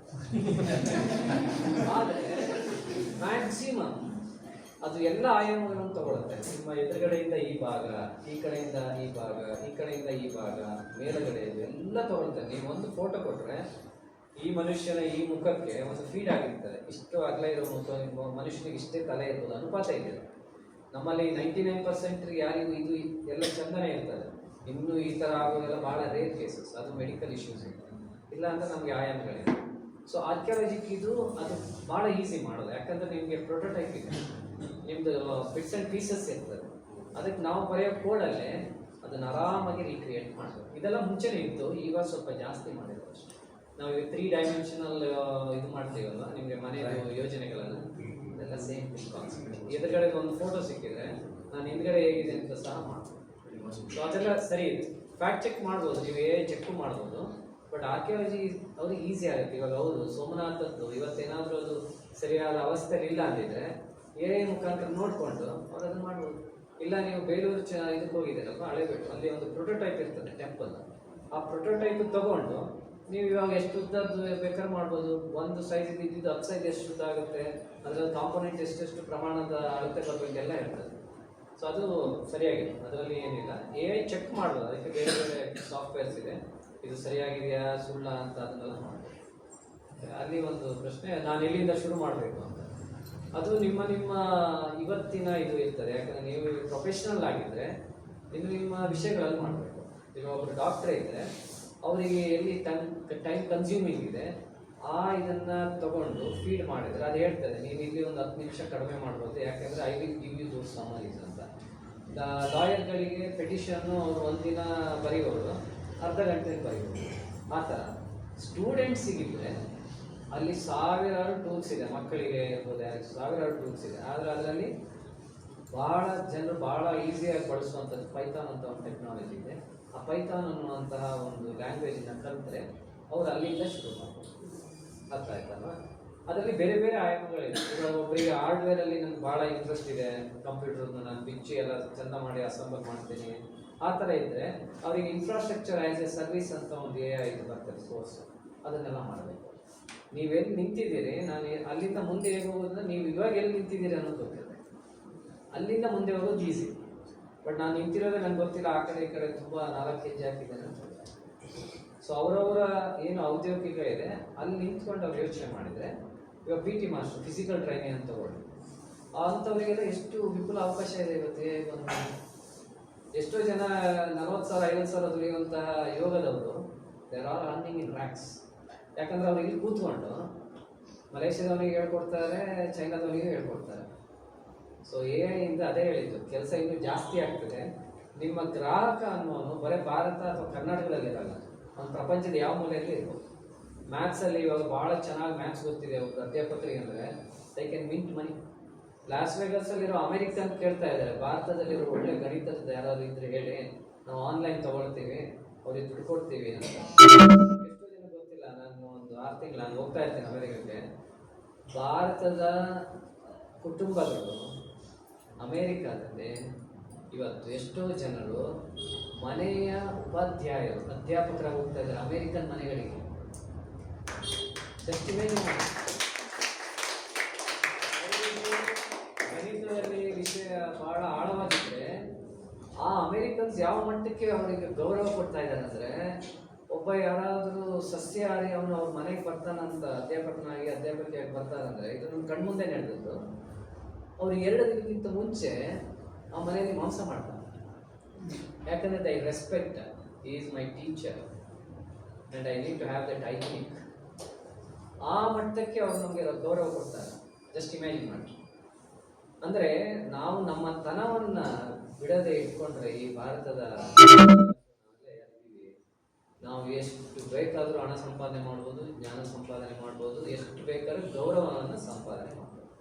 ಆದರೆ ನಾನು ಅದೇ ಹೇಳ್ದೆ, ಅವಾಗ ಲಂಚ ಅನ್ನೋ ಒಂದು ಶಬ್ದನೇ ಬಂದಿಲ್ಲ. ಆ ಥರ ಇದ್ದವರಿಗೆ ಎಲ್ಲಿ ಆದರೂ ವಿಪುಲ ಅವಕಾಶ ಇದೆ. ಈ ಒಂದೇ ಪ್ಲಾಟ್ಫಾರ್ಮ್ನಲ್ಲಿ ಎಲ್ಲ ಸಿಗೋದ್ರಿಂದ ನಮ್ಮದು ಮುಂದಿನ ಯೋಚನೆ ಶಕ್ತಿ ಎಲ್ಲ ಕಡಿಮೆ ಆಗ್ಬೋದಾ? Good question. ಆ್ಯಕ್ಚುಲಿ ನೀವು ಇದನ್ನ ಅದೇ ನಾನು ಹೇಳಿದ್ದು, ಹೌದು. ಬಟ್ ಕೆಲವೊಂದು ನೀವು ಮಗ್ಗಿಯಲ್ಲಿ ಮಾಡ್ಲಿಕ್ಕೆ ಆಗೋದಿಲ್ಲ. ಇವಾಗ ನೀವೇನು ಮಾಡ್ತೀರಿ, ಮಕ್ಕಳಿಗೆ ಮಗ್ಗಿ ಬರಬೇಕು, ನಿಮಗೆ ಮಗ್ಗಿ ಮಾಡ. ಯಾಕೆ ಅಂದರೆ ನೀವು ಒಂದು ಅಂಗಡಿ ನಡೆಸ್ತಾ ಇದ್ದೀರ ಅಂತ ತಿಳ್ಕೊಳ್ಳಿ, ಆಯಿತಾ? ಅಂಗಡಿ ನಡೆಸ್ತಾ ಇದ್ದೀರಿ, ಮುಂದೆ 5 ಜನ ಕ್ಯೂವಲ್ಲಿ ನಿಂತಿದ್ದಾರೆ ಗ್ರಾಹಕರು, ಅವರೆಲ್ಲ ಹಣ ಇಟ್ಕೊಂಡು ಕೂತಿದ್ದಾರೆ. ನಾನು ಮಗ್ಗಿ ಹಾಕೊಂಡು ಎಷ್ಟಾಯಿತು ಅಂತ ಅವನು ಈ ಅಂಗಡಿ ಬೇಡ ಅಂತ ಇನ್ನೊಂದು ಅಂಗಡಿ ಹೋಗ್ತಾನೆ. ಯಾರಿಗೆ ಯಾವ ಜ್ಞಾನದಿಂದ ಪ್ರಯೋಜನ ಇದೆ, ಧನಾತ್ಮಕ ಪ್ರಯೋಜನ, ಋಣಾತ್ಮಕ ಅಲ್ಲ, ಧನಾತ್ಮಕ ಪ್ರಯೋಜನ ಇದೆ, ಅಲ್ಲಿ ಬಳಸಲೇಬೇಕು ನಾನು, ಇಲ್ಲಾಂದ್ರೆ ನಾನು ಐಟ ಅಂತ ಅರ್ಥ ಆಯ್ತಲ್ವ. ಆದ್ದರಿಂದ ನಮ್ಮ ಯೋಚನಾ ಶಕ್ತಿ ಇವಾಗ ನಿಮಗೆ ಸಿಂಪಲ್ ಆಗಿ ಹೇಳ್ತೀನಿ. ಇತ್ತೀಚೆಗೆ ಒಬ್ಬರು ಚೀಫ್ ಜಸ್ಟಿಸ್ ಅವರಿಗೆ ಯಾವುದೋ ಒಂದು ರೆಫರೆನ್ಸ್ ಸಿಗ್ತಾ ಇರಲಿಲ್ಲ. ಇದು ಅವಾಗ ಯಾವಾಗ UN ಸಂಸ್ಥೆ ವಿಶ್ವಸಂಸ್ಥೆ ಆದಾಗ ಯಾವುದೋ ಒಂದು ಕ್ಲಾಸ್ ಅವ್ರಿಗೆ ಜಡ್ಜ್ಮೆಂಟಿಗೆ ಬೇಕಿತ್ತು. ಹುಡುಕಿ ಯಾರಿಗೆಲ್ಲ ಫೋನ್ ಮಾಡೋದು ಏನೂ ಸಿಗಲಿಲ್ಲ. ಕಡೆ ಟೆಕ್ಸಾಸ್ ಯೂನಿವರ್ಸಿಟಿಯಲ್ಲಿ ಒಬ್ಬರದ್ದು R&D ರಿಸರ್ಚ್ ಪೇಪರಲ್ಲಿ ಆ ಕ್ಲಾಸ್ ಇತ್ತು. ಅವ್ರು ಏನು ಮಾಡಿಲ್ಲ, ಅವ್ರಿಗೆ ಯೋಚನೆ ಇತ್ತು ಬಟ್ ಅದು ಸಿಗ್ತಾ ಇರಲಿಲ್ಲ. ಸೊ ಅವ್ರ ಯೋಚನಾ ಶಕ್ತಿ ಕಡಿಮೆ ಆಗಿಲ್ಲ. ಬಟ್ ಒಂದು ಅಂಶವನ್ನು ನಾನು ರೆಫರ್ ಮಾಡಬೇಕಾದ್ರೆ ಎಲ್ಲದೂ ನನ್ನ ತಲೆಗಿಲ್ಲ. ನಾನು ಅದನ್ನೇ ಹೇಳ್ತಾ ಇದ್ದೀನಿ, ಒಂದು ತಿಳ್ಕೊಳ್ಳಿ, ಮಕ್ಕಳಿಗೆ ಕೊಡಬೇಕು. ನಾನು ಹೇಳ್ತೇನೆ ಮುಂಚಿತವಾಗಿ ಹೇಳ್ತೀನಿ, ಮಕ್ಕಳಿಗೆ ಏನು ಕೊಡಬೇಡಿ. ನಾವು ಮಕ್ಕಳ ಅವಸ್ಥೆಯಲ್ಲಿ ಯೋಚನೆ ಮಾಡಿ ಕಷ್ಟಪಟ್ಟರೆ ಸಂಪಾದನೆ ಮಾಡಬೇಕು. ಒಂದು ಹಂತಕ್ಕೆ ಒಂದು ನಾನು ಪ್ರೊಫೆಷನಲ್ ಆದಮೇಲೆ ಮಕ್ಕಳ ಥರ ಬೇರೆ ಮಾಡಿ. ಆದ್ದರಿಂದ ನನ್ನ ಯೋಚನಾ ಶಕ್ತಿ ಕಡಿಮೆ ಆಗಲ್ಲ, ಇನ್ನೂ ಚೆನ್ನಾಗ್ತದೆ. ನಿಮ್ಗೆ ಇನ್ನೊಂದು ಇಂಟ್ರೆಸ್ಟಿಂಗ್ ಹೇಳ್ತೀನಿ. ನಾವೆಲ್ಲ ಕನ್ನಡ ಮೀಡಿಯಂ, ನೀವು ತುಂಬ ಜನ ಕನ್ನಡ ಮೀಡಿಯಂ ಇರ್ಬೋದು. ಆದರೆ ನಮಗೆ ಯಾವಾಗ ಹೇಳಿಕೊಟ್ಟಂಥ ಉಪಾಧ್ಯಾಯರು ಅಷ್ಟು ಚಂದವಾಗಿ ಆ ಭಾಷೆಯನ್ನು ಬಲ್ಲವರಿದ್ರು. ಅವರಿಂದ ಕಲಿತು ನಮ್ಗೆ ಏನು ಪ್ರಯೋಜನ ಆಯಿತು ಅಂದರೆ, ಕೆಲವು ಟೈಮು ನಾನಿವಾಗ ಪ್ರಾಂಪ್ಟಲ್ಲಿ please refine this email response to my customer ಅಂತೇಳಿ ಇನ್ವರ್ಟೆಡ್ ಕಾಮದಲ್ಲಿ ನಾನು ಬರ್ತಿರೋದು ಆಗ್ತೀನಿ. ಕೆಲವು ಟೈಮ್ ಅದಕ್ಕೆ ನನಗಿಂತ ಚೆನ್ನಾಗಿ ಮಾಡೋಕ್ಕೆ ಬರಲ್ಲ. ಅರ್ಥ ಆಯ್ತಲ್ಲ? ನನ್ನ ಯೋಚನಾ ಶಕ್ತಿ ನಾನು ಕಡಿಮೆ ಮಾಡ್ಕೊಂಡಿಲ್ಲ. ನಾನು ಐ ವಾಸ್ ಜಸ್ಟ್ ಟೆಸ್ಟಿಂಗ್, ಇದೇ ಸರಿ ಇದೆಯಾ ಅಥವಾ ಇದಕ್ಕಿಂತ ಏನಾದ್ರು ನಾನು ಕಲಿಬೋದಾ ಅಂತ. ಇಮೇಲ್ ರೆಸ್ಪಾನ್ಸ್ ನಾನೇ ಬರೀತೀನಿ. ನಾನು ಪ್ರತಿಯೊಂದಕ್ಕೂ AI ಕೊಟ್ಟರೆ ನಂದು ಸ್ವಲ್ಪ ಡಿಕ್ರೀಸ್ ಆಗ್ತಾ ಬರ್ಬೋದು. ಬಟ್ ನಾನು ಅದನ್ನು ಬಳಸುವುದನ್ನು ನನ್ನ ಮೇಲೆ ನಿಯಂತ್ರಣ ಇಟ್ಕೊಳ್ತೀನಿ. ಕೆಲವುದನ್ನು ಅದು ನನ್ನಿಂದ ಕಲಿತದೆ, ಕೆಲವುದನ್ನು ನಾನು ಅದರಿಂದ ಅಷ್ಟೇ.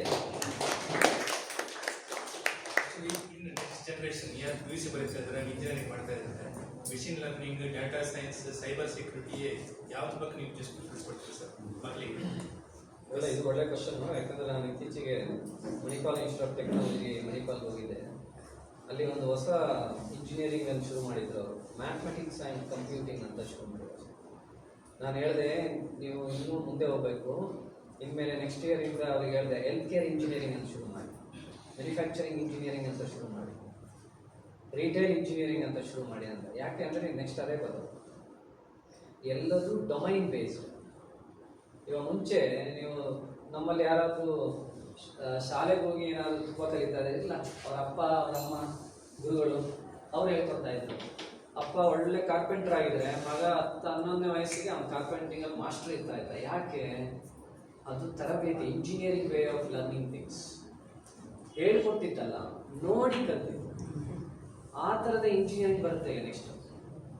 ಇನ್ನು ಹೇಳ್ಕೊಡೋದೆಲ್ಲ ಹೋಗ್ತದೆ, ನೋಡುವುದು, ಅದನ್ನು ಇಮಿಡಿಯೇಟ್ಲಿ ಅದನ್ನು ಪ್ರಯೋಗ ಮಾಡುವಂಥದ್ದು, ಆ ಇಂಜಿನಿಯರಿಂಗ್ ಬರ್ತದೆ. ನಾನು ಅದನ್ನೇ ಹೇಳಿದೆ ಅಲ್ಲಿ, ನೀವು ಇವತ್ತು ಚೇಂಜ್ ಮಾಡ್ಕೊಳ್ಳಿ, ನಿಮ್ಮದು ನಾಳೆ ನೆಕ್ಸ್ಟ್ ಇಯರಿಂದ ಒಂದು ಹೊಸದಾಗಿ ಶುರು ಮಾಡಿ, ಹೆಲ್ತ್ ಕೇರ್ ಇಂಜಿನಿಯರಿಂಗ್ ಶುರು ಮಾಡಿ, ಇಡೀ ಪ್ರಪಂಚ ನಿಮ್ಮ ಕ್ಯಾಂಪಸ್ಸಿಗೆ ಬರ್ತದೆ, ನಿಮ್ಮ ಮಕ್ಕಳನ್ನ ಕರ್ಕೊಂಡು ಹೋಗ್ತಾರೆ ಅಂತ. ಸೊ ಈ ಡೇಟಾ, ಸೈಬರ್ ಸೆಕ್ಯೂರಿಟಿ, AI ಇದೆಲ್ಲ ಕೋರಿಲೇಟೆಡ್. ಇವಾಗ ಸೈಬರ್ ಸೆಕ್ಯೂರಿಟಿಗೂ AI ಬೇಕು, ಅದರಲ್ಲೂ ನನಗೆ ಡೇಟಾ ಬೇಕು, ಅದರಲ್ಲೂ ನನಗೆ ಡೇಟಾ ಸೈನ್ಸ್ ಬೇಕು. ಅದಕ್ಕೆ ಮಕ್ಕಳಿಗೆ ನೀವು ಹೇಳ್ಕೊಡುವಂಥದ್ದಿದ್ರೆ ಮೊದಲೇ ಪ್ರಾಯೋಗಿಕವಾಗಿ ಅವರಿಗೆ ಫೌಂಡೇಶನ್ ಇಟ್ಕೊಳ್ಬೇಕು. ವಾಟ್ ಈಸ್ ಡೇಟಾ ಬೇಸ್ ಅಂದರೆ ಅದೆಲ್ಲ ಬೇಕೇ ಬೇಕು. ಅದು ಯಾವತ್ತೂ ಚೇಂಜ್ ಆಗಲ್ಲ. ನಾನು ನಿಮ್ಗೆ ಅದನ್ನೇ ಹೇಳಿದ್ದು. ಇವಾಗ AI ಬಂದ ಕೂಡಲೇ ನಂದು ಹಳೇದು ಮಾಡಿದ್ದು ಜ್ಞಾನ ಏನಾದರೂ ಮುಳುಗಿ ಹೋಯ್ತಾ? ಇಲ್ಲ, ಇನ್ನೂ ಅದು ಸ್ಟ್ರಾಂಗ್ ಆಗ್ತದೆ. ಸೊ ನೀವು ಡೇಟಾ ಸೆಕ್ಯೂರಿಟಿ ಮತ್ತು ಡೇಟಾ ಸೈನ್ಸ್ ಇದನ್ನೆಲ್ಲ ಮಕ್ಕಳಿಗೆ ಹೇಳ್ಕೊಡ್ಬೇಕು, ಅವ್ರಿಗೆ ಓದೋಕ್ಕೆ ಶುರು ಮಾಡಬೇಕು. ಬೇರೆ ದೇಶಗಳಲ್ಲಿ ಯೂನಿವರ್ಸಿಟಿಯಲ್ಲಿರೋ ಮಕ್ಕಳೆಲ್ಲ ದೇ ಆರ್ ಆಲ್ರೆಡಿ ರೆಡಿ. ನಮ್ಮಲ್ಲಿ ಯೂನಿವರ್ಸಿಟಿನೂ ಅಪ್ಗ್ರೇಡ್ ಮಾಡಿಲ್ಲ. ಹಳೆಯ ಕಾಲದ ಅದನ್ನೇ ಹೇಳಿದ್ದು, ಕಲಿಯೋದನ್ನು ಪ್ರೊಫೆಸರ್ ನಿಲ್ಲಿಸಿದ್ರು ದೇಶ ನಿಂತ್ಕೊಡ್ತಾರೆ. ಅರ್ಥ ಆಯ್ತಲ್ಲ? ಮನೆ ಯಜಮಾನ. ಅದಕ್ಕೆ ಇವಾಗ ಯಾಕೆ ಮೋದಿಜಿ ನಮ್ಮ ಮಾನ್ಯ ಪ್ರಧಾನಮಂತ್ರಿಗಳು ಎಲ್ಲಾದ್ರಲ್ಲೂ ಅವ್ರು ಮುಂದೆ ನಿಂತ್ಕೊಂಡು ಅದನ್ನು ಕಲ್ತ್ಕೊಂಡು 4 ಮಾತು ಹೇಳ್ತಾರೆ, ಪ್ರಯತ್ನ ಮಾಡ್ತಾರೆ ಎಲ್ಲ ವಿಷಯದಲ್ಲಿ. ಯಾಕೆ ಅಂದರೆ ನಾನು ನಿಂತರಲ್ಲಿ ನಿಂತಿರೋರೆಲ್ಲ ನಿಲ್ತಾರೆ. ನಾಯಕತ್ವ ಅನ್ನೋದು ಅಷ್ಟು. ನಾಯಕತ್ವ ಅನ್ನೋದು ನಿಮ್ಮ ಮನೆಗೂ ಇರ್ತದೆ. ಒಬ್ಬ ಯಜಮಾನ ಅಥವಾ ಯಜಮಾನಿ, ನೀವು ನಾಯಕರು. ನೀವೇ ಏನಾದರೂ ಅಪ್ಗ್ರೇಡ್ ಮಾಡ್ಕೊಂಡಿಲ್ಲ ಅಂದರೆ ಮನೆ ಹೇಗೆ ಮುಂದೆ ಹೋಗ್ತಾರೆ? ಸೊ ಆದ್ದರಿಂದ ಇದೆಲ್ಲದೂ ನಮ್ಮ ಕುಟುಂಬಕ್ಕೂ ಅನ್ವಯ ಆಗ್ತದೆ, ಸಮಾಜಕ್ಕೂ ಅನ್ವಯ ಆಗ್ತದೆ, ದೇಶಕ್ಕೂ ಅನ್ವಯ ಆಗ್ತದೆ. ಆದ್ದರಿಂದ ದಿಲ್ಲಿಯಿಂದ ಹಳ್ಳಿ ಅಂತ ಮುಂಚೆ ಕಾನ್ಸೆಪ್ಟ್, ಇವತ್ತೆಲ್ಲದೂ ಒಂದೇ ಬಿಡಿ. ಯಾಕಂದರೆ ಎಲ್ಲದನ್ನು ಸಾಧನೆ ಮಾಡ್ತಾರೆ. ಬಟ್ ನೀವು ಹೇಳಿದಾಗೆ ಮಕ್ಕಳಿಗೆ ಸ್ಪೆಸಿಫಿಕ್ ಆಗಿ ಹೇಳಕ್ಕೆ ಶುರು ಮಾಡಿ. ಇವಾಗ ನೀವು ಮ್ಯಾಥಮೆಟಿಕ್ಸ್ ಅಲ್ಲಿ ಸ್ಟ್ರಾಂಗ್ ಇದ್ರೆ ನಿಮ್ಮ ಒಂದು ಮಗನಿಗೆ ಅಥವಾ ಮಗಳಿಗೆ ಅದ್ರ ಡೀಪ್ ನಾಲೆಜ್ ಕೊಡಿ. ನೀವೇನು ಕಲ್ತಿದ್ದೀರಾ ಅದನ್ನು ಕೊಡಿ, ನಾಳೆ ಅದರಿಂದ ಅವರಿಗೆ ದೊಡ್ಡ ಹೆಸರು. ಮುಂದೆ ಏನಾದರೂ ಇವತ್ತು ಸಲಹೆ ಬಂದು ಬೇಕಾದ್ರೆ ನಿಮ್ಮನ್ನು ಕಾಂಟ್ಯಾಕ್ಟ್ ಮಾಡೋದು ಹೇಗೆ? ಕಡೆಗೆ ನಂದನ್ ಹೇಳಿ ಕೇಳಿ ನಿನ್ನೆ ಮೊನ್ನೆ ಮಾತಾಡಿದ್ದಾರೆ 9 ಕೋಟಿ ಗ್ಲೋಬಲಿ ಲಾಸ್ ಆಗ್ತಾ ಇದೆ ಜಾಬ್, ಬಟ್ ಬೇರೆ 17 ಕೋಟಿ ಜಾಯಿನ್ ಆಗ್ತಾ ಇದೆ job because of A. So ನಿಮ್ಮ ಅಭಿಪ್ರಾಯ? ನಾನು ನಿಮ್ಗೆ ಹೇಳ್ತಿದ್ದೀನಲ್ಲ, ಇವಾಗ ನೀವು ಇಂಟರ್ನೆಟ್ ಎಲ್ಲ ಸ್ವಲ್ಪ ಬಳಸೋರಿದ್ರೆ ಈ AI ಇಂದ ಈ ಪ್ರಪಂಚದಲ್ಲಿ ಇನ್ನು 1-6 ತಿಂಗಳಲ್ಲಿ ನನ್ನ ಪ್ರಕಾರ ಊಹೆ ಪ್ರಕಾರ ಸಾವಿರಾರು ಹೊಸ ಶ್ರೀಮಂತರು ಹುಟ್ಟುತ್ತಾರೆ. ಅವನು ಎಲ್ಲೇ ಇರಲಿ, ಅವನು ನೆಲಮಂಗಲದಲ್ಲಿ ಇರಲಿ, ಇಲ್ಲ ಹಾಸನದ ಯಾವುದೋ ಮೂಲೆ ಅಲ್ಲಿ ಇರಲಿ, ಎಲ್ಲೇ ಇರಲಿ, ಅವನು ಬುದ್ಧಿವಂತನಾದ್ರೆ ಹೊಸ ಹೊಸ ಶ್ರೀಮಂತರು ಅಂದ್ರೆ ಬರೀ ದುಡ್ಡಲ್ಲ, ಜ್ಞಾನದಲ್ಲಿ ಮತ್ತೆ ದುಡ್ಡಿನ. ನಾನು ಅದನ್ನ ಯಾವಾಗ ಪದೇ ಪದೇ ಹೇಳ್ತೀನಿ, ದುಡ್ಡು ಮಾತ್ರ ತಿಳ್ಕೊಬೇಡಿ ಜೀವನದಲ್ಲಿ, ಜ್ಞಾನ ಬಂದ್ರೇನೆ ದುಡ್ಡು. ಅರ್ಥ ಆಯ್ತಲ್ವಾ? ಇವಾಗ ಸ್ಯಾಮ್ ಆಲ್ಟ್ಮ್ಯಾನ್ ಅವನೇನೋ ಒಂದಿನ ಕೂತಿದ್ದ, ಯೋಚನೆ ಮಾಡ್ದ, ಬರೀ ಜನಗಳು ಗೂಗಲಲ್ಲಿ ಏನೋ ಒಂದು ಲಿಂಕ್ ಕೊಡ್ತಾರೆ, ಇದನ್ನ ನೋಡ್ಕೊಂಡು ಜನಗಳು ಪೆದ್ರಾಗ ಏನೋ ಮಾಡ್ತಾರೆ, ನಾನು ಯಾಕೆ ಬರೀ ಬುದ್ಧಿವಂತರು ಮಾಡಬಾರ್ದು ಜಾಸ್ತಿ ಅಂತ ಯೋಚನೆ ಮಾಡ್ದ. ಅವನು ಓಪನ್ ಎ ತಂದ, ಫಸ್ಟ್ ತಂದಿದ್ದು ಓಪನ್ ಎ, ಬೇರೆ ಯಾರು ಇರಲಿಲ್ಲ ಇಡೀ ಇಂಡಸ್ಟ್ರಿಯಲ್ಲಿ. ಅರ್ಥ ಆಯ್ತಲ್ವಾ? ಸೊ ಅವನ ಯೋಚನೆ ಇವತ್ತು ಅವನು ಮೋದಿಜಿ ಪಕ್ಕ ಬಂದು ನಿಂತ್ಕೊಳ್ಳುವಂಥ ಯಶಸ್ಸು. ಮೋದಿಜಿ ಅಂತ ದೊಡ್ಡ ನಾಯಕನ ಪಕ್ಕದಲ್ಲಿ ಕೈ ಇಟ್ಕೊಂಡು ನಿಂತ್ಕೋಬೇಕಾದ್ರೆ ನಮ್ಮ ಹುಡುಗ ವಯಸ್ಸೆಷ್ಟಿದೆ ಅವನಿಗೆ? ಚಿಕ್ಕ ವಯಸ್ಸು. ಜ್ಞಾನ ಮೇಜಿಂಗ್, ಸಾಧನೆ ಮೇಜಿಂಗ್, ಯಾವತ್ತೂ ಕಲಿಯೋದು ನಿಲ್ಸಲ್ಲ ಅಂತ ತಿಳ್ಕೊಂಡಂತ ಹುಡುಗ ಮುಂದೆ ಬರ್ತಾರೆ. ಅದೇ ಥರ ಇಲ್ಲಿ ಕೂತಿರೋ ಹುಡುಗರು ಅಷ್ಟೇ, ಇವರಲ್ಲಿ ಯಾರಿಗೋ ಒಬ್ರು ಒಂದು ಐಡಿಯಾ ಬಂದು ಅವ್ರಿಗೆ ಸಪೋರ್ಟ್ ಮಾಡಿ. ನೋಡಿ ಮಗು, ನಿಮ್ಗೆ ಅವನಿಗೆ ಯಾರೋ ಒಬ್ಬ ಭಾಳ ಚಿತ್ರಕಲೆ ಚೆನ್ನಾಗಿ ಮಾಡ್ತಾ ಇದ್ದಾನ, ಅವನಿಗೆ ಕರ್ಕೊಂಡೋಗಿ ಹೇಳಿ, ಯಾವುದೋ ದೇವಸ್ಥಾನದಲ್ಲಿದ್ದರೆ ನಾವು ಇಲ್ಲೊಂದು ಫೋಟೋ ಮಾಡಿಕೊಡ್ತೀವಿ ನಿಮ್ಮ ದೇವಸ್ಥಾನಕ್ಕೆ, ಪ್ರಾಚೀನ ವಿಗ್ರಹದ್ದು, ಅದನ್ನ ಇಲ್ಲಿ ಪ್ರದರ್ಶನಕ್ಕೆ ಇಡಿ ಅಂದರೆ ಅಲ್ಲಿರೋ ಟ್ರಸ್ಟಿಯವರು ಹೇಳ್ತಾರೆ, ಆ ಹುಡುಗನನ್ನ ಗುರುತಿಸಿ ಅವನಿಗೆ ಪ್ರೋತ್ಸಾಹಧನ ಕೊಡಿ ಅಂತಾರೆ. ಅಲ್ಲಿಂದ ಶುರು ಆಯ್ತು ಅದು ಲೈಫ್. ಅರ್ಥ ಆಯ್ತಲ್ವಾ? ಜ್ಞಾನಕ್ಕೆ ಮನ್ನಣೆ ಕೊಟ್ಟು AI ಬಳಸಿದ್ರೆ ಮನುಷ್ಯ ಹೇಳಿದ್ರೆ ಇನ್ನೊಂದು 6 ತಿಂಗಳಲ್ಲಿ ಯಾರ್ಯಾರು ಕೂತಿದ್ದಾರೆ ನೀವುಗಳೆಲ್ಲ ದೊಡ್ಡ ದೊಡ್ಡ ಸಾಧನೆ.